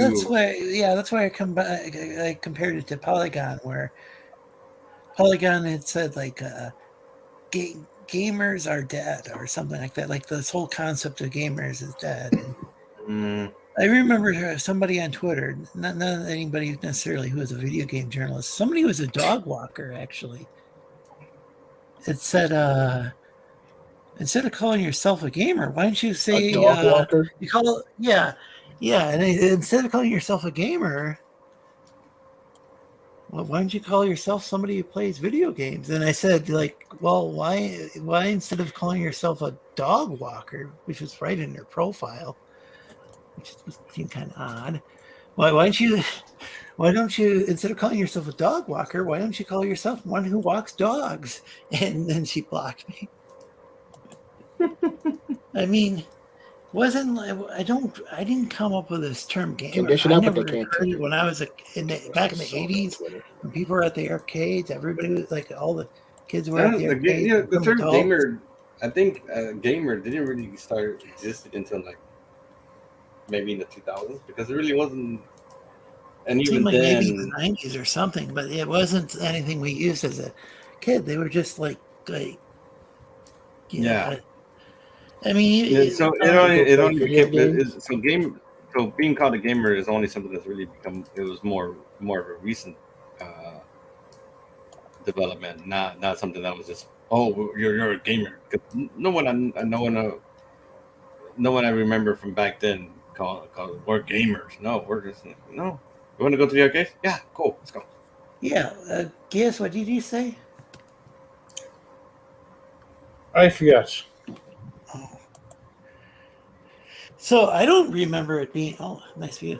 I don't remember it being like it wasn't really any sort of thing. And a friend of mine from the Czech Republic said that we just used to call it like TV games, and it's like, well, I think that's actually what one of the very first might have been. I don't know if it was Nintendo but it was like one of the. It seemed like it was like one of the early Japanese. The thing is, one of the early Japanese consoles was called TV game. So, and I don't even remember calling it a console. I mean, and this is something I discussed before with people on Twitter, and they said that actually the term console wasn't used. But a lot of things were called a console, like.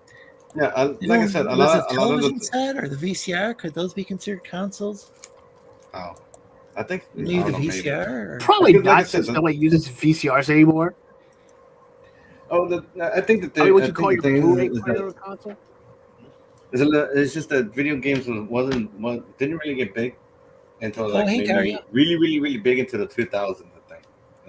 And so that's when terms console and gamer and all those other crazy stuff started popping up. So I thought things got pretty. I wasn't exactly. I thought yes, Doom, and when did that come out? Yeah, I thought like PlayStation's needed a new name. Because most of us usually just call it system. Yeah, it was called. That's what I called it as a kid. That's what the point is to make it. Yeah, like the Nintendo Entertainment System. Even though they didn't even even though they used the word entertainment, because after the video game collapsed in America, they went and they redesigned the Famicom so that so it looked like more like some of the VCRs at the time. Yeah. Yes, I mean, because we always called it by whatever the name of the product was. So Nintendo was always, hey, let's play Nintendo. When it came to PlayStation, hey, let's play with the PlayStation. When it came to PlayStation 2, it yeah. was like, Hey, Pascali, welcome. I don't think it was into the PlayStation 2 that we started abbreviating things like the PS2 and the PS1 and the NES and stuff like that. You know? Well, it'd be odd if you call it the PS1 if there's no PS2. Yeah. And, Yeah. So I'll be right back. I need to go. I'll be right back. yeah, I remember calling. So I remember calling it a system, and this whole console thing. I don't remember calling it that, but the word console, I guess, did refer to it. I think it was related to like TVs, or I don't know if the TV itself was called, as I said, or if just anything that could hook up to the TV, like a VCR or what. Again, I'm repeating myself. Does anyone remember? Anyone old enough to remember? Not exactly. Because I'm just trying to think back to the 80s. Mm. And it's just like The 80s ended when I was 5. oh, okay. Yeah, it's weird because the media will come up with like something, like they'll come up with a gamer. I mean, I'm sure they'll popularize the term like gamer, and then they'll just try to make it unpopular. You know, it's like, well, I didn't really ask to be called a gamer to begin with, and I don't know if I would qualify as. I own a lot of video games. I don't get to play as often nowadays as I'd like. Well, I actually could if I devoted more time to it. I do play like some Genshin Impact every day, but it might be one of those filthy casuals. I think it is TV, radio, turntable, combo, and a furniture cabinet. Oh, you're yeah. That would probably be considered console. Furniture cabinets. That was the thing is I remember the TV sets. The one we had, the television sets we had, my folks play. They were heavy, but they weren't like furniture. But I'd go over to my aunt's downstate, and hers were. She had this like giant. My aunt, uncle, they had this giant TV set with this wood grain and everything. It was real nice. I think it was it was back when American companies still made television sets.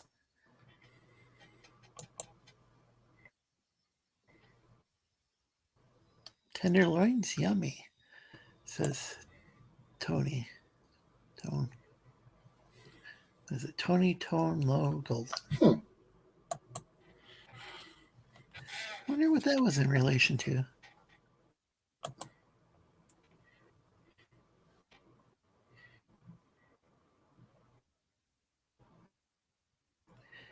And welcome, Timbergini. How long you been here? Just joined in. What's up, man? Thanks for joining us. Thanks for having me. Yeah, I'm trying to figure out this stuff. Gosh, I'm back. my memory is so poor. Like, there's a lot of stuff I've forgotten over the years. Welcome back. Welcome back, sir. Oh yeah, welcome back to the. I'm here. Yeah, it's been a while since you. I know you've been wanting to join. Welcome to the show. What do we got here? We got Shinobi, High Tier, Geass. Yeah, I'm not sure how to say that. Yes. I'm We got the guessing Lizard it's Geass King. like the anime. Wait, are we common classy? I hope so, but Probably. So maybe we're a little calm, too so common classy. classy. Soothing voice.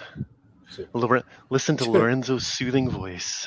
I don't know if that's Right? Geass. Seriously, you got one of the most unique voices, man. I think that's one of the main things that drew me into your stream. I was like, man, he's got this hilarious lizard yeah, thing, and then he's got the cartoonish. voice to kind of go along with it. Yeah. Yeah, somebody like was trying to Yeah. rip on me and like Rip on you. for sounding like a cartoon character. I'm like, Oh, I yeah, am what a was up with cartoon that? character, dude. I don't know what you're talking about. Is that the guy on What Twitter? cartoons were they watching? No, there's lots of that's Yeah, that's what I want to know. What cartoon? What cartoon? there's a lot of silly stuff that goes on, a lot of silly drama. There is actually some cartoon character that has a I can voice like understand. yours, though. I'm trying to remember now. I don't got me want to be thinking about sued it. over my natural voice. You're This is my actual voice. You're not allowed to talk ananymore. They'll sue you into the ground. I don't know. God. Oh, sorry, guys. I heard about that guy named Bowser. Maybe that's not his real name though. But like now, for the rest of his life, he's got to pay part of his check to Nintendo. Part of his paycheck. Man, there was a good one up here in Canada a few years ago where this guy had a license plate that said Ass Man on it, but that was his actual last name, just Ass Man. But I guess you say like Assman or something like that. But you spell it, you read the license plate, and it's like Ass Man. That's hilarious. Yeah, There was an episode of Seinfeld where George Costanza ended up, I think it was George, ended up getting a license plate called Ass Man. I think they gave it to the wrong person.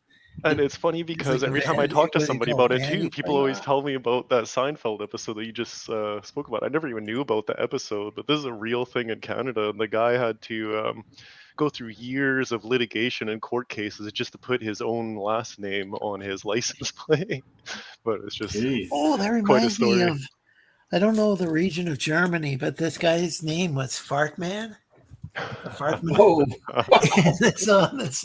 I can't remember if he was like a construction worker or what, but you have to fight inside of his vehicle, it said Fartman. Oh man, I wonder if I could send it to you.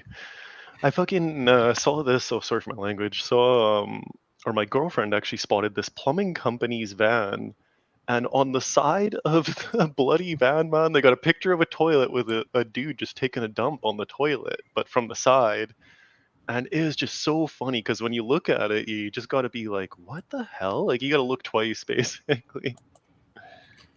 Wow. I thought I would call them for sure. That's pretty cool.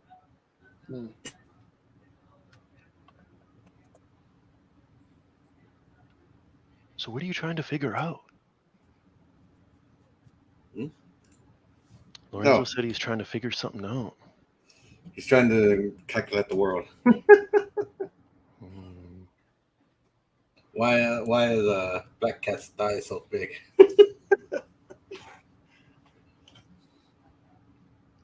Yes, thighs that can kill you. Who's trying to calculate the world? You are. Oh, I just accidentally had myself on mute. And I'm back. Welcome back. Another person's back. Welcome back. Welcome back. Guy my wife a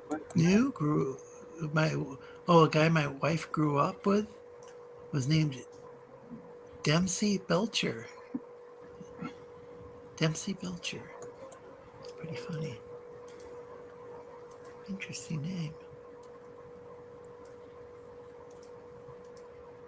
The Belcher part, for sure. Yeah. A lot of people don't even use that word anymore, belch. That's true. I don't know. I haven't really heard it in a long time. I don't hear the word burp much either. I haven't heard that very often either. Interesting. Birch. I burp all the time. I'm just a beast. Blah.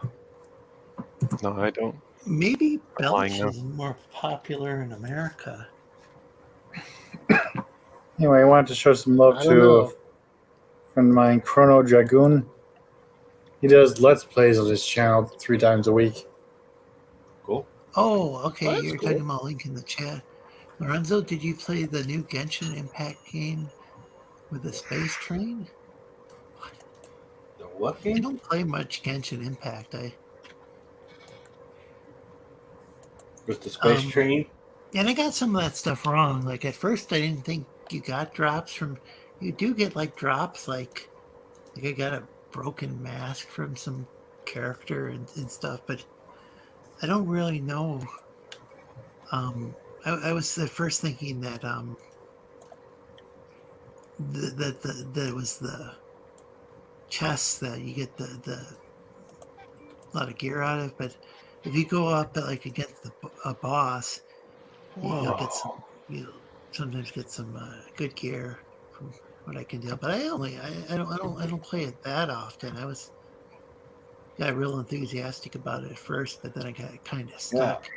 Yeah, no, my brother texted me. Whoa. My brother texted me like, "Hey, what server are you on?" What do you mean, what server? I'm on? Here's some Aren't you playing FF14? No, I haven't played FF14 in a while because I don't. It's like it's either one or the other. I can't have Final Fantasy and Game Pass at the same time. I fell down the Final Fantasy 14 rabbit hole for like a good 2.5 years, and just like it was a second life for me. I just sat there crafting all the stupid little armors, selling bear rugs, selling like all the most high-end things for people's houses and stuff. I think the funnest part of 14 is by far just the market and like competing against people for like selling different products and stuff and buying. For me personally, I never really enjoyed like any of the dungeon things or any of the gameplay at all. Really, I just like the. What server were you on? Man, what was the name of it? Cerberus? Does that sound right? I was on Hyperion. I want to say by it the way, started check with out an E, Geass, though. Ephesus or put a link something. to Chrono _ was Dragoon. Yeah, Dragoon. There's something trippy though. I sent the picture of that plumbing van I was telling you about. I sent it to the group on Twitter here, and it's so trippy. It automatically took out all of the background. Huh. Yeah, like I never edited the photo, but if you look at the photo, it's just a white background with the plumbing van. It's probably because there was a PNG and there was a PNG. There's probably nothing in the background, and it just kind of took out the background. Hey, it's weird. And then, oh, I can see grass sticking up in front of the tires. I was gonna say there's some weird lines, but this is the grass. I've just never seen like it's like an AI engine automatically edited it as I uploaded it to the Twitter thing. That's not but good. Like instantaneously. That's fucking weird. Seriously, I've never seen anything like this happen, because even on my computer, looking at the picture, like it's saved as the van. That is I'm not even strange. sure I can even show that on All right. the stream. What do you guys think? Oh, I'm sure it's fine. Well, I'm just saying that on YouTube's your gone after like VTubers over like just them having bikinis. If they don't like Whereas like an actual like if woman, you're a hairy a man 3D wearing one. woman can pose in a bikini, but a 2D woman can't. So it's really So the 3D strange. woman, it's 3D woman. 3D woman walking down the street. Or if you're a man wearing a wig with a hairy chest, then it's totally okay. Hey, That is all. It's perfectly I'm not gonna fine. comment on that, but go back to what Geass was working on. Oh man, there's all these protesters outside of a building today as I was at work driving a car, and I know you don't like to touch on the subject, so you guys can just take a wild guess at what they were fucking protesting for. But as I drove by, I just thought, you know, it's rush hour, everyone's going down the road, and everyone's busy at work while you assholes are trying to block the fucking road. And I really just wanted to roll down my window and be like, truckers do that? yeah, but that's for real reason. This is for just bullshit. That's So the the biggest thing too with the truckers is they paid for that whole thing. They paid for their fuel and everything to drive across the country, and that is true anger and a true protest. When I guess we probably shouldn't discuss this because Daniel's got like all sorts of clients of different Anyways, there was these protesters today, and the first thing that popped into my mind was who's paying for them to be there? Well, they're all obviously on disability or welfare, and we are literally paying through Okay, society well, for them to take down society. It makes no sense at all yeah, I don't whatsoever. really want to. I don't. Yeah. I In don't any want to case, speculate about that because got people. no, I got people from around the world I'm trying to watching. find other stuff we can talk about because we're running out of topics to talk about. Yeah, sure. What's wrong with talking about protesters? I don't think you're gonna get in trouble for talking about protesters. No, I'm just. Well, we could. I didn't like, even say what they're talking about. Yeah, I'm Well, just it's saying. It's absolutely I mean, unacceptable. They should be all thrown in jail instantly, in my opinion. Well, that's what I don't want to like be. No, it's just we're trying to avoid about it. we're trying to avoid politics. Okay. So I don't. So think really it's not political. to be offensive to anybody, or we're trying to side with anybody. It's just as long as so we're You trying got, to like, stay neutral. people as from much as like possible. I don't know. It seems we like got the word viewers politics who now. have totally different political systems and totally like different cultures who watch this channel even. Yeah. So maybe, if nobody can talk about it, it's kind of interesting. So like say like superheroes and stuff and video games and stuff. Well, that's worldwide, but this politics, a lot of this is very provincial. Like the stuff that goes on in Canada, for instance, versus America, there's similarities, but then there's these differences. No, it's exactly the same. We're 100% synonymous society. There's no Or difference you between go America and to Canada. England. There's like Even barristers and stuff that I guess it's a type of lawyer. Oh yeah, RP Jerry Springer. There we go. Barrister is just a word associated with the legal system, basically, and I believe barrister is when they're on their way to becoming a lawyer. It should be the same in America as well, too. You have to get your. I've never heard the term barrister used here. Well, you probably heard of the term bar exam, and you have to get your bar degree. So that is the short form. The bar exam is short for your barrister exam, however you want to pronounce it. That's fascinating. So, what was? Oh, yeah, Jerry Springer passed away. Oh, that's political, man. That's political. No talking about that. Well, Jerry Springer's an interesting situation where the first daytime talk show I remember watching was the Donahue Show with Phil Donahue. He sounds like a politician. Remembers that guy? He was an ex-politician that became a talk show host. Oh, somebody might not like him. We better not talk about him. Somebody might complain. Well, sorry, I just had to bug Daniel you. does. Freedom died? Whatever happened to Reckless Trucker? He went and got too political, and then he hurt somebody's feelings or something, and then he left. I don't know. That's maybe I misunderstood things, but he really struck me as a pretty cool-headed dude. I wasn't there. I couldn't tell you. But yeah, I don't. Jerry Springer was interesting, where it seemed like it started off as like a regular talk show, which regular and talk show don't with those daytime talk shows, the two didn't really go together all that well because I mean those shows were completely like political. They were pretty they would discuss controversial topics to begin with, but then like Jerry Springer, like over time, I didn't watch it for a while, and then all of a sudden a friend of mine was over at a friend's house, and he was watching the show called Talk Soup, which has gone through a bunch of different hosts, but they would focus on these daytime talk shows, and like all of a sudden, like they saw a clip of people fighting. It's like, what the heck is going on? And like this friend of mine was like, "Oh yeah, Jerry, there's fights on every episode of Jerry Springer." It's like, what? Because I just thought it was like kind of a traditional daytime talk show, at least when I had watched it. And then what? Jerry Springer?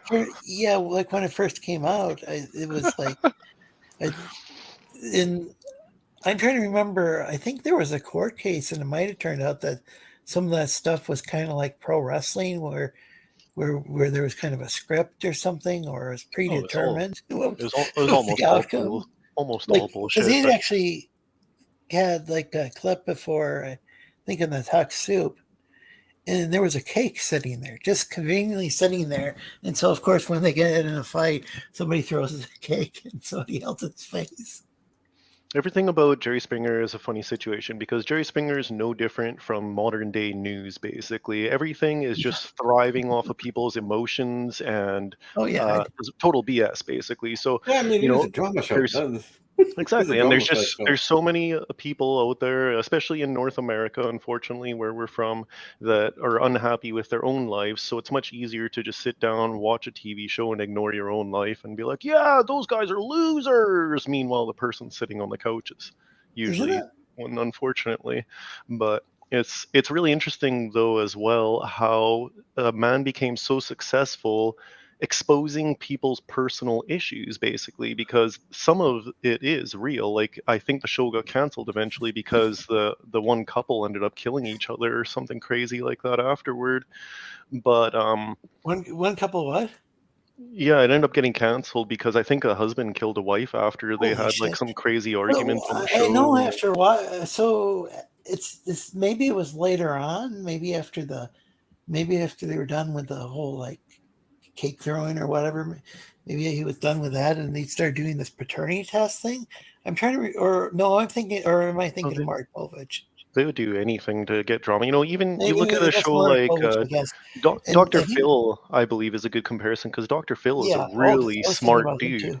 And he's like honestly legitimately a smart doctor as well, Dr. Phil, but obviously he knows that he's making all of his money off of the views and stuff. So he's going to get the most provocative, most idiotic guests on the show to interview because that's what people want to see pretty much. I don't think he currently holds a license, and I think he was I'll just say I think that I read, I could be remembering wrong, that in Minecraft, it adds a bunch of qualifiers because he's a powerful guy, and I don't want to say anything inaccurate, but I thought maybe he was like brought in front of a disciplinary board, and at some point in time he retired.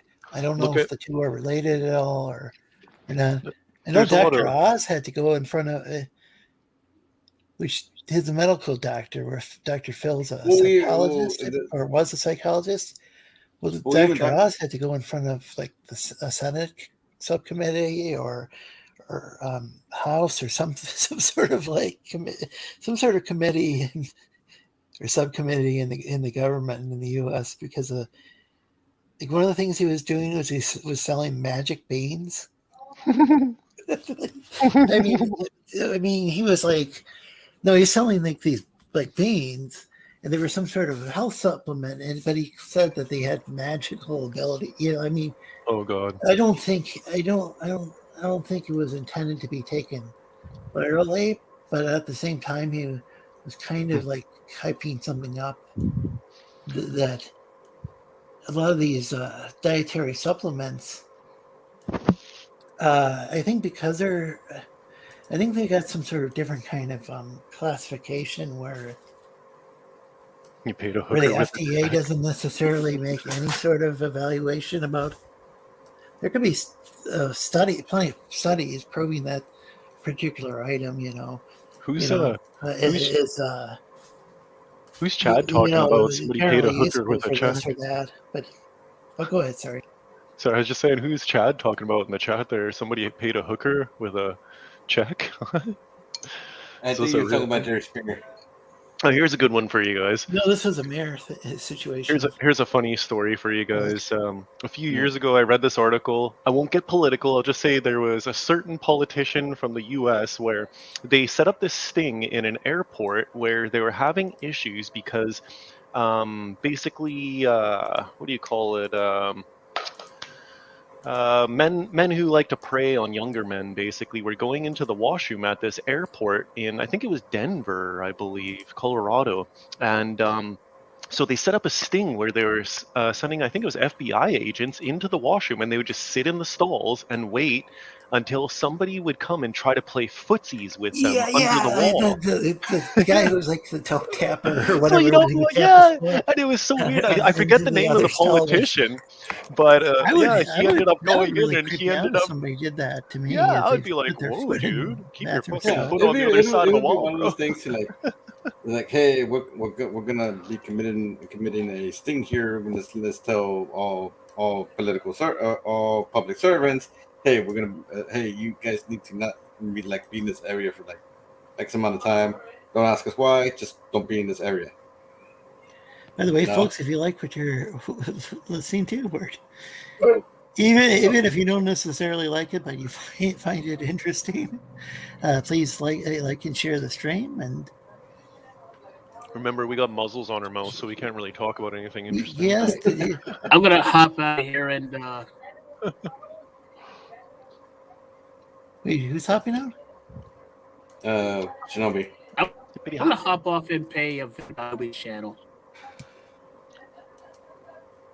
Keep it real, homie. Oh, you're taking off? Beautiful art on your name there, by the way, Shinobi. Mm-hmm. Shinobi's doing stuff. Yeah. Yes. I was trying to zoom in on Shinobi's. Well, thanks for joining us. Pass out some links, Shinobi. Let people know who you are, where you're going, and what you're doing. Yep, I'll have some up soon. See you Okay, well, guys around. thanks for Later, dude. going on the panel. Take care, man. I'm just trying to look out for other stuff when we can Yep, talk see you about. around. Later. Yeah, Later. good one. Yeah. No, Very now that I Craig, remember. that is his name. As Pasquale knows. Like Armor Core 6 or 7. I think they were on 6 or 7. Armor Core 6. I think it's called. Fires of Rubicon make its planetfall August 25th, 2023. I don't know what you're just For saying. those who don't know this game was made by from software. What game? From software. Wait, what are you talking? Armored Core. I think it was either 6 or 7. Okay. I think it's 7. Fires of Rubicon. So it's an old game. It started on the PlayStation 1. So basically, what it is you play a mercenary who pilots a freaking mech, and you're doing basically mercenary missions. And then Hey, Cross Comics. Is his name Rick? Sorry. Yeah. Sorry, I cut you off there, bro. Keep on going. So they just recently released a gameplay trailer for it, and it just looks fucking amazing. Unfortunately, it's for consoles that I don't have. I might be able to play it on my rig, but it's gonna have to wait. Man, if you guys have a PlayStation, they released my favorite medieval game there, Mountain Blade 2, on PS4 and PS5, I believe. And it is badass, man. It is like such a wicked game. Just gameplay value, replayability, everything about it. Like, it's just a perfect mix, I feel like. I tried to join a Twitter group and that was asking me a bunch of like identity questions, and it was like, okay, they turned me down because you didn't want to give away. Yeah. No, hey, that's why man. that's one of the reasons I don't like talk much about. Yeah, it's just like I go on Twitter and that's all it is. Yeah, this is and then the people are trying to bring that into gaming. It's like I don't want it from any perspective, whether left or right or in the center or moderate. Yeah, I think because the biggest thing is like that's why I had to switch platforms for my not safe for work stuff for Patreon, because they wanted, hey, we want you to dox yourself. How about no? Don't ask again. So that's the thing is that Daniel draws like loads too. So on one of his accounts, he's got another one that's high tier comics. That's the regular stuff. That's normal stuff. That's stuff y'all can can check out and not be worried. And then the not safe for work is the one where you're like, Those reptilian phobics. Damn. People have phobias against reptiles. Yeah. It's unacceptable. Well, they do. It is like an actual phobia where some people get freaked out when they. I mean, just terrified of reptiles. Really? Has anyone ever joined the stream and been like, ah, and just left? I don't know. No, but we've had sometimes people. when I see too many humans on a stream, But we've had people try to self-incriminate themselves on air before. So, well, hey Carla, welcome to the chat. no, I wouldn't cross it off the list, but What's up, who knows Carla? what's gonna happen Oh, on the stream? Because like I said, we had a dude. He was literally self-incriminating himself on air, and we were like, dude, stop. Here's something we can talk about. I don't want to make you feel awkward or anything, Carla, but who the hell is the guy? Man, a while ago, Eric Grant, we're in his chat group or whatever on Twitter. What was his YouTube name? I can't even remember. Well, I don't understand. I don't know what's going on with Eric GMC. Grant because he left. I was in a Twitter group with him, and he left, and he unfollowed me. I don't know what's going on. I don't know either. Is he even a real person? Like, it's so weird to me because the only conversation I ever had with him really was about Carla, because I guess he had a thing for her or something. And then he asked me if I said that she had a sexy voice, and I was like, yeah, I did say Wait, are you that. talking about Eric, or are you talking about another individual? I'm not sure if GMC. GMC. I don't know if it is. I'm pretty sure Oh, it's GMC. Yeah, the same that's a person, isn't it? different person, I think. Because Eric Grant's circle of friends used to be GMC's group. Like, I haven't been in any other group. He just changed the name. No, GMC left the group, but before he left it, he named it after Eric Grant. So I don't know what. So who's Eric Grant? Is he someone you guys know, or like a cartoonist or something? That's so weird. I think he's a gamer. Yeah, it was just tripping to me too. Or he used to be. I don't know. I think maybe more of a comic book fan because I think he unfollowed a bunch of the gaming accounts and is now just following comics. I don't know what's going on. The weirdest thing too is he's like, dude, man, like I don't even really care. I got a wife and kids. I just don't tell anybody. And it was just like, really? Like, I don't know, man. It just seemed like a very interesting situation. I feel like I was talking to like a bot or something. Like, was GMC even a real person? Well, that's another topic that we got an old stream that it's no longer on YouTube, but it's on Facebook. About an hour, and we were just talking about digital art, and then with this guy named George, he actually lives in. He lives in like Ontario, Canada, I think.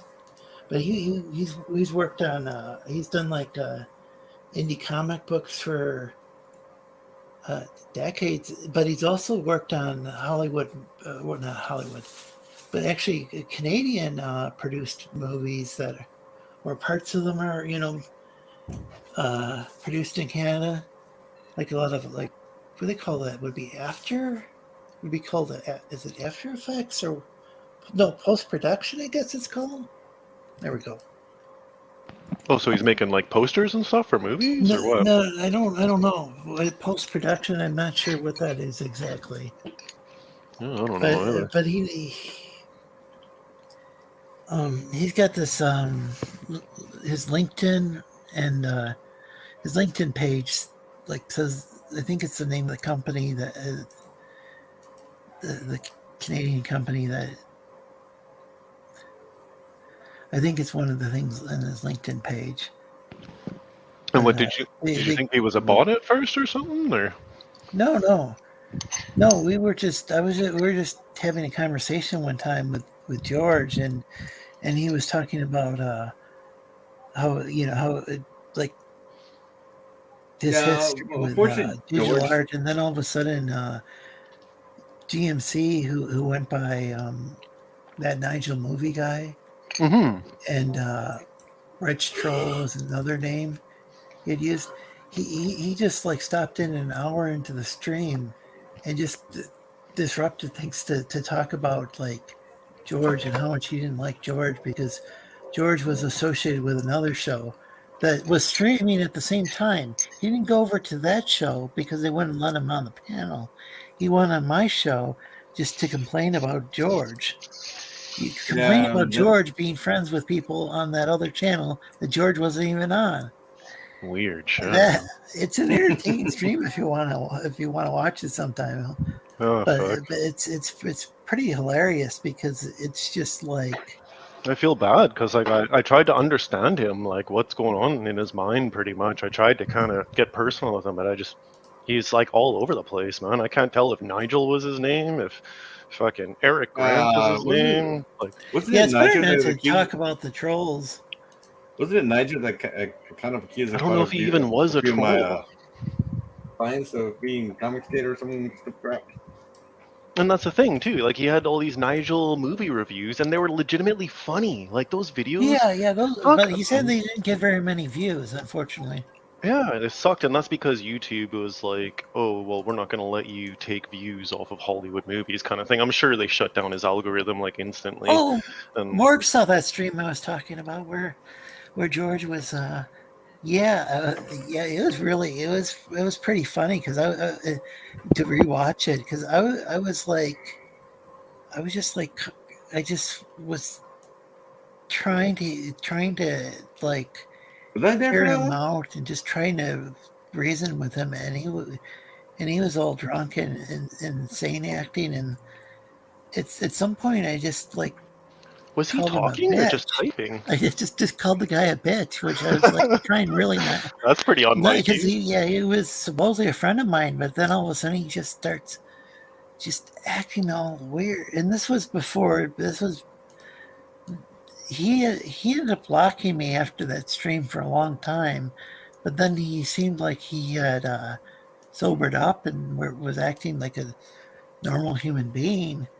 Because I talked to the guy off air before I talked to him on stream. I mean, he's an actual human being. It's just he'd play all these different characters, and sometimes they could be really fun characters, like his movie reviews where he's got that his British accent, Nigel character, the British character. That I think it's just like a text to speech program that he uses, but those are good reviews. Yeah, and it's actually funny.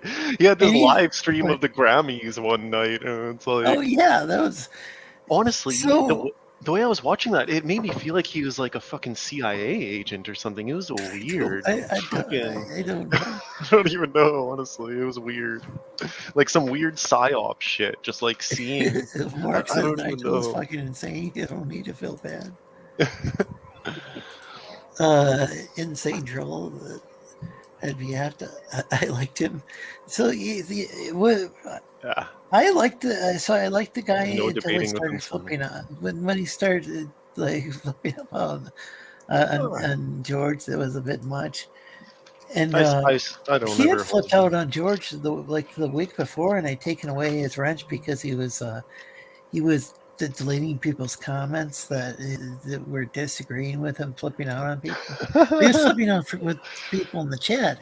And then the next, maybe it wasn't the next week, but whenever the next time George was on, he said he wanted to settle. He just wanted to settle this maybe to settle the score. But I thought he was just going to come on and apologize, but like no, he'd double and triple down. The only reason I say it bothered me was this a screwball that accused him a lot of my guests of being whatever. He went after, I think, didn't he? I think he went after Geass, and like Geass. Yeah, he went after Geass, and then he went after PJ. Part of. Part of something. Is the Nigel's gaming community? He's not part of. He's not part of the. Not part of anybody's comic book community. He just. Most of my clients don't. Commissions artwork from. Most of my guys don't know what the fuck. Mid-tier, not mid-tier, high-tier guy.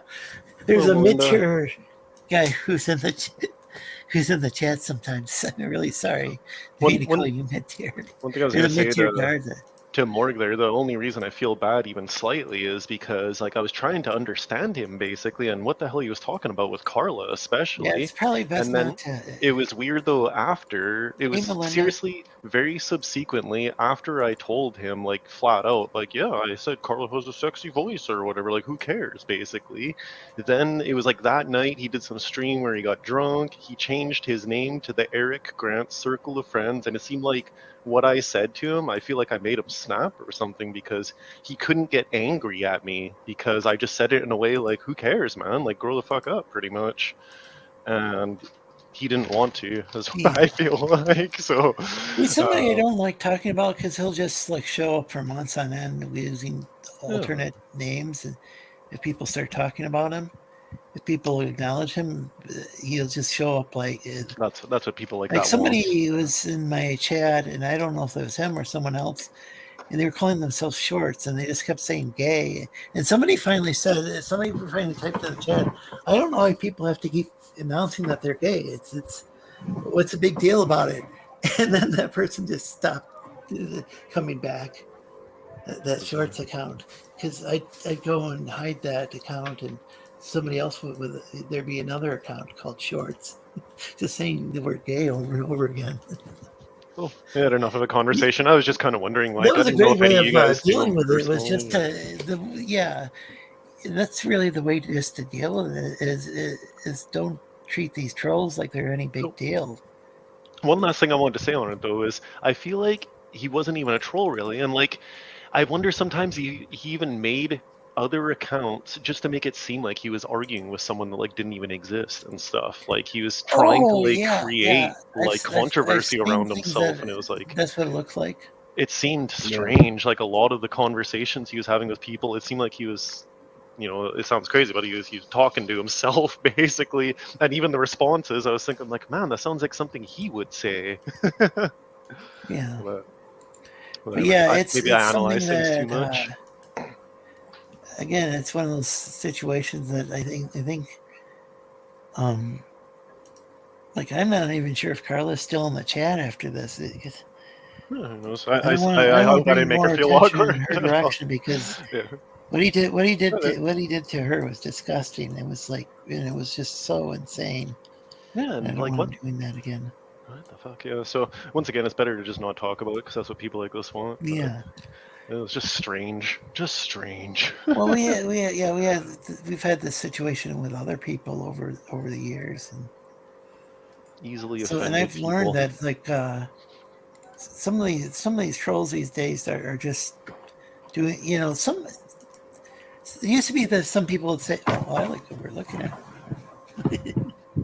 but some of the trolls would just like somebody new would enter like back when they had Usenet.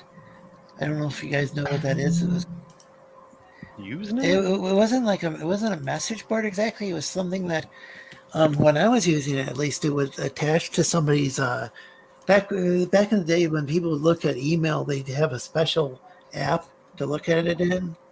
Kind of like there's a Gmail thing on people's cell phones. You know, there's a Gmail app to look at one's Gmail account, or there's an email app. So what about it? Sorry. What I'm saying is that people, it used to be that the email has anyone used any of those email apps or know what I'm talking about? Oh, if they got a telephone and it comes loaded with apps. George Lucas is in the chat. Huh? George Lucas is in the chat. George Lucas says he gives us all the rights to all the Star Wars characters, and you're now allowed to animate them. Welcome, George Lucas. So, do you guys know what I'm Come on, talking George about? Lucas, Anyone say ever it. use Come an on. email client? Or like an app, a separate app to look at email, or do people just use the web to look at their email? I use the browser. Okay. Like I have an app on my phone, but I basically just use it to tell me that there's email, which I then go check on the browser. So it used to be that built into the apps, it was an app on the computer, and that used to be the only way of looking at email. or one of the primary ways, is that then they get people get their email would be through their internet service provider. But in addition to that, the internet service provider would provide something called a service called Usenet, and they'd have what was called news groups. And it was kind of like being on a mailing list, sort of. And back in the day, there would be these people who would. So this was a technology that existed before the World Wide Web. This is like this was part of the internet, but this was before the internet was all like unified with where you could look at a web browser and access all these different parts of the internet. If that makes any sense. No, before the internet as we know it today. Yeah, and so Usenet. What would happen in these Usenet forums is sometimes people would there'd be a new person and they'd have like some sort of people be having a conversation and someone would joke around and say something to just kind of tease the newbie. They were asking about, maybe they'd be asking a question about them and the other person would give a joke answer or something, be pulling their leg, so to speak. They're just kidding. Now that was what trolling was, is my understanding. It's kind of a long-assed way of explaining it. I don't know how the word troll ever came into play, because like to me a troll is just like a monster that lives under a bridge, and if you go across the bridge and you don't know the password, the troll is going to come up and eat you. Or they had long hair and you could style their hair purple and green and shit. It might have something to do with the bridge, dwelling under the bridge in the shadows or whatever. Yeah, and I could see that. It's kind of relative, kind of. Yeah, and so I think that you'll be getting an email from my lawyer who says George Lucas. Really? In the 90s? Oh, yeah, I guess Google, yeah, because there was Google and Amazon and Yahoo. I remember when I was a kid in elementary school, and like they gave us lessons like, oh, there's these new search engine things on the internet, and they like made us like learn how to use them in like, man, this is like 1996 or something like that, probably.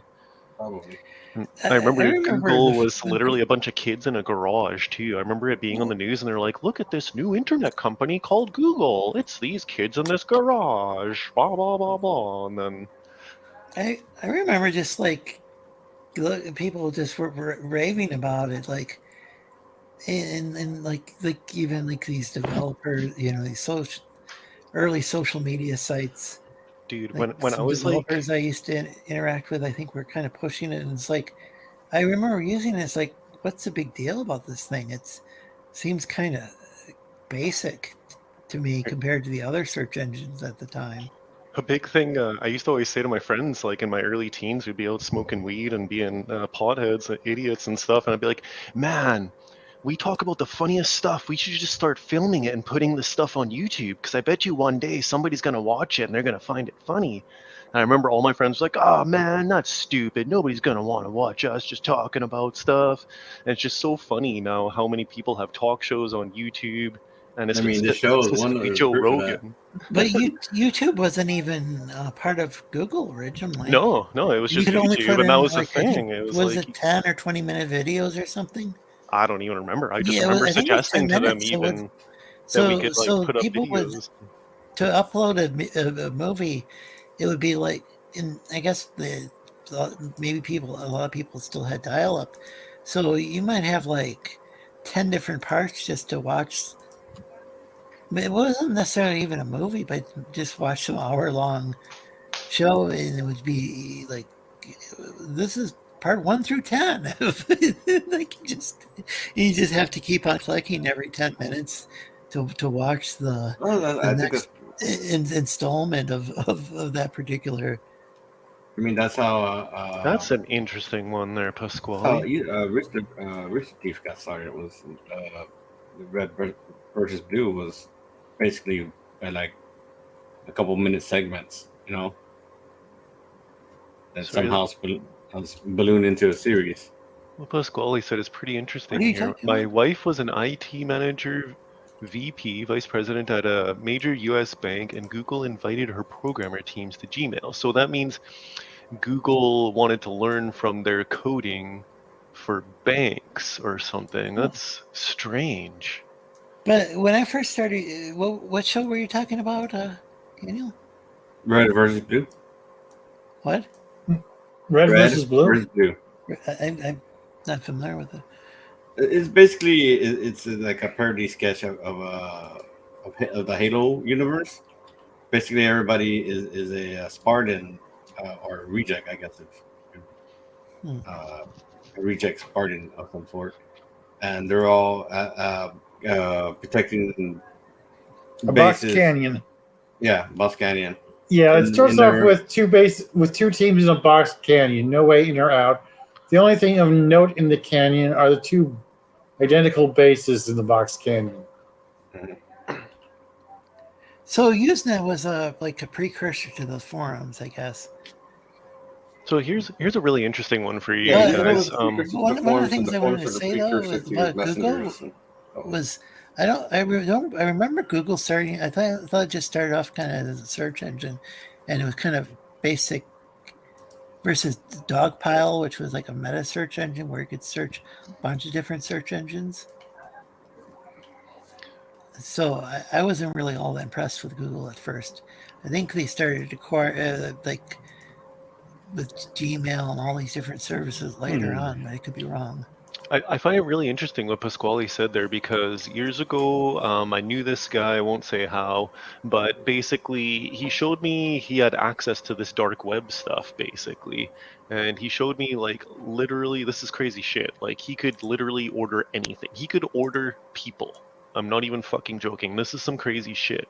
Now, the craziest thing, though, about all the dark web stuff, though, that I found interesting from him is he told me he got access to it from someone who direct word of mouth gave him his access code and stuff, and there's only a limited amount of people who can have access to, like, the true dark web. Like, there's technically infinite amount of dark webs, because someone can start one just by implanting a virus on somebody's hard drive, basically, and then somebody's using their computer as a server or whatever. But the original dark web, something isn't viewable by through. So like that's the crazy thing. The original dark web was literally put in there by our own government and military, because the original internet was called ARPANET, and it was created for communication between nuclear silos and militaries in general, basically.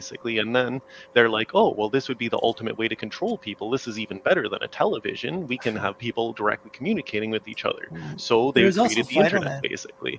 So it's interesting, though, that they made the internet with this underlying coding where there's literally the dark web is permanently built into it, from what this guy told me, and it can never go away, basically. Well, the web itself didn't exist till I think it was CERN, or was it CERN?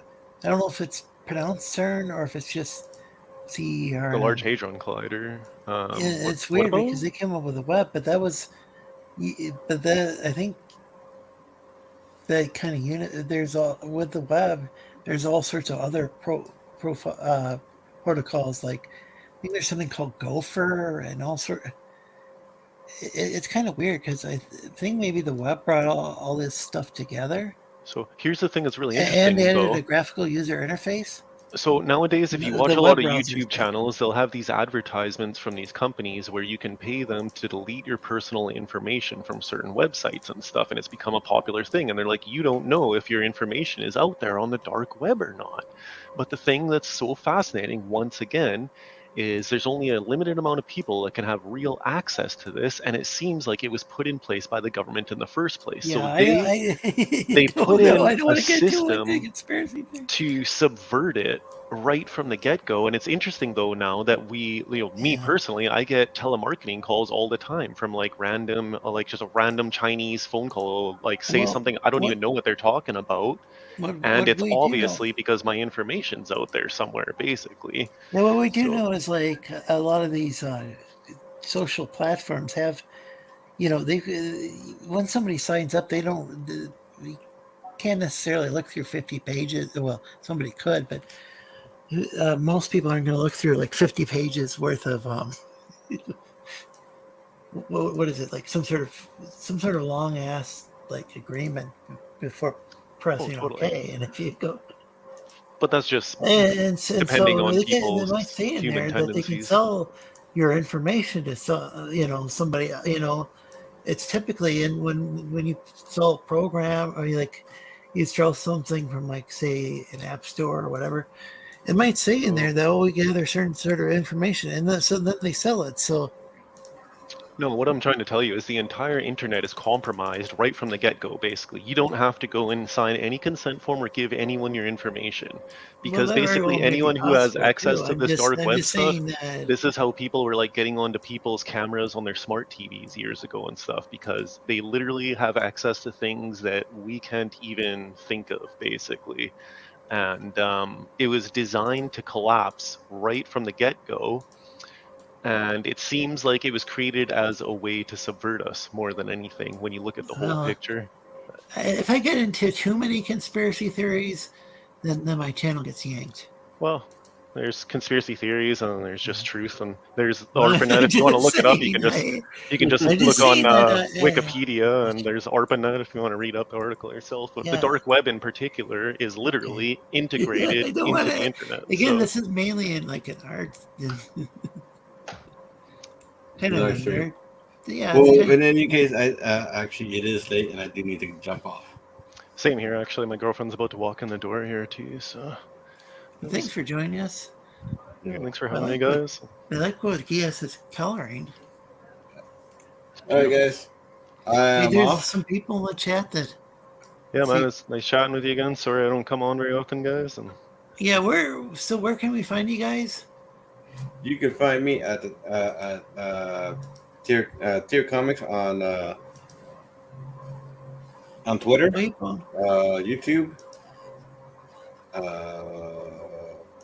maybe soon for Patreon. Here's my channel if you're interested. Yep. There you go. And that's it. So you guys have a good night. You too. Yeah. Keep it real, homie. Keep it real. Keep it true.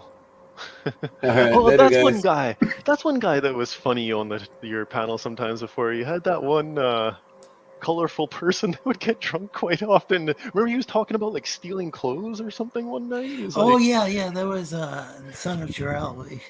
I eventually had to ban him because he was kind of figure. He was just attacking.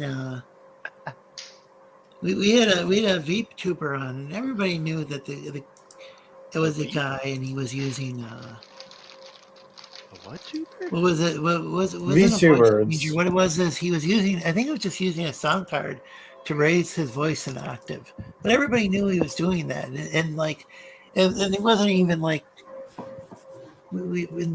he identifies as male. He just has a female character. A VTuber is one a lot of people do in a video game. Yeah, a VTuber is somebody who uses a kind of 3D avatar using sort of motion capture sort of thing. Yeah. I find that kind of funny, honestly. It's the guy with like he's got the little anime chick talking or whatever. Honestly, it seems a little bit fucked up, to be honest with you. The thing is that this guy and the drunk guy was just like, he's saying that you're talking to a woman. It's like, we were just having a conversation about like video games. We weren't like, or not having a fucking orgy or something. Man, calm down. We weren't like simping for a cartoon character or anything. It's like we were just having a conversation. Yeah. With somebody who lives overseas anyway. That I don't even. Somewhere in the Philippines. I don't. It's just we're just having a conversation about because. This guy's a retro gamer and knows about a lot of games that he had a Famicom, like a real, I guess it was a clone, but it was the clone of the actual Famicom, and he knows a lot about like Japanese games and like games that maybe are only available with fan subs and fan translations and stuff. It was good chatting with you guys. I got to really head out here. Have a nice night. Yeah, where can we find you? I sent my thingy in the chat there, right above Naruto 85. He was not born in 85, by the way. And check that out. Why did you say that? I'm just joking. I just love it when people have their birth year in their name, and then like especially on PlayStation Network, it's like do not include your birthday in your name, but everybody does. Yeah, I I know was that a actually. lot of people. I think in order to sign up for a lot of services, you have to add some sort of number, or because everything's taken. Like you type in the world's most obscure name, it'll be taken. Like, yes, where can we find you? Did you? No, I posted Daniel's link. Yeah, it's Daniel's DeviantArt page. Cool. Did you post yours in the chat? Not yet. I Did did post the link to my magic beam, and I see I got a new comment, favorite, and watch after that. What's it called? Did you say Magic Bean? Magic meme. No, it's magic. I ain't gotta explain shit. Oh.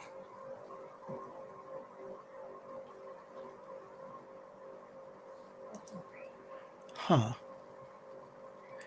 Wait, are you talking about a YouTuber? No, on DeviantArt, I posted a link to my Oh, could you post it again, please? Because I'm sorry, I'm just really tired. This thing. I posted a link to this to my DeviantArt page about an hour ago or so. Do you just post something in chat because it's not showing up in StreamYard? No, the screen shares thing.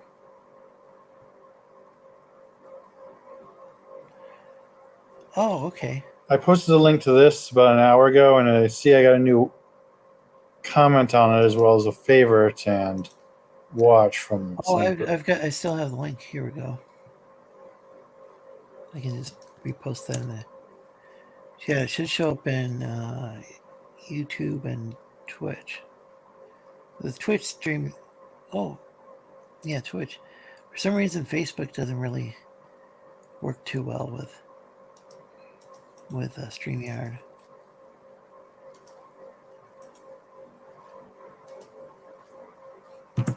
Well, cool. And Anyway, I guess people can just go to there. It's a master. Was it dash Geass? Yes. I just posted a link. That's where I'll be posting this picture after I finish it. Which at this rate is going to take a while. I still haven't finished the head yet. That's all I've done so far. No, thanks for joining us. Anything else? No. Maybe after we go offline, I'll work on the green women. I should probably do the outro then. Let's see. I'm having a hard time with the screen now. It's not zooming in. Here we go. I'm your host, Lorenzo Sleestak. You can find me here every Thursday night, 5 p.m. Pacific, 6 Mountain, 7 Central, and 8 p.m. Eastern, which is actually 8 a.m. for Friday morning in the Philippines. We've got quite a few Filipino viewers. And midnight for British time. Anyway, have a good night, everybody, and thanks, and I appreciate everybody for joining, and thanks everybody who liked and shared the stream, and everybody who watches the replay and leaves a comment, whatnot. Thanks, everybody. Oh, and the panelists too. Thanks, Geass.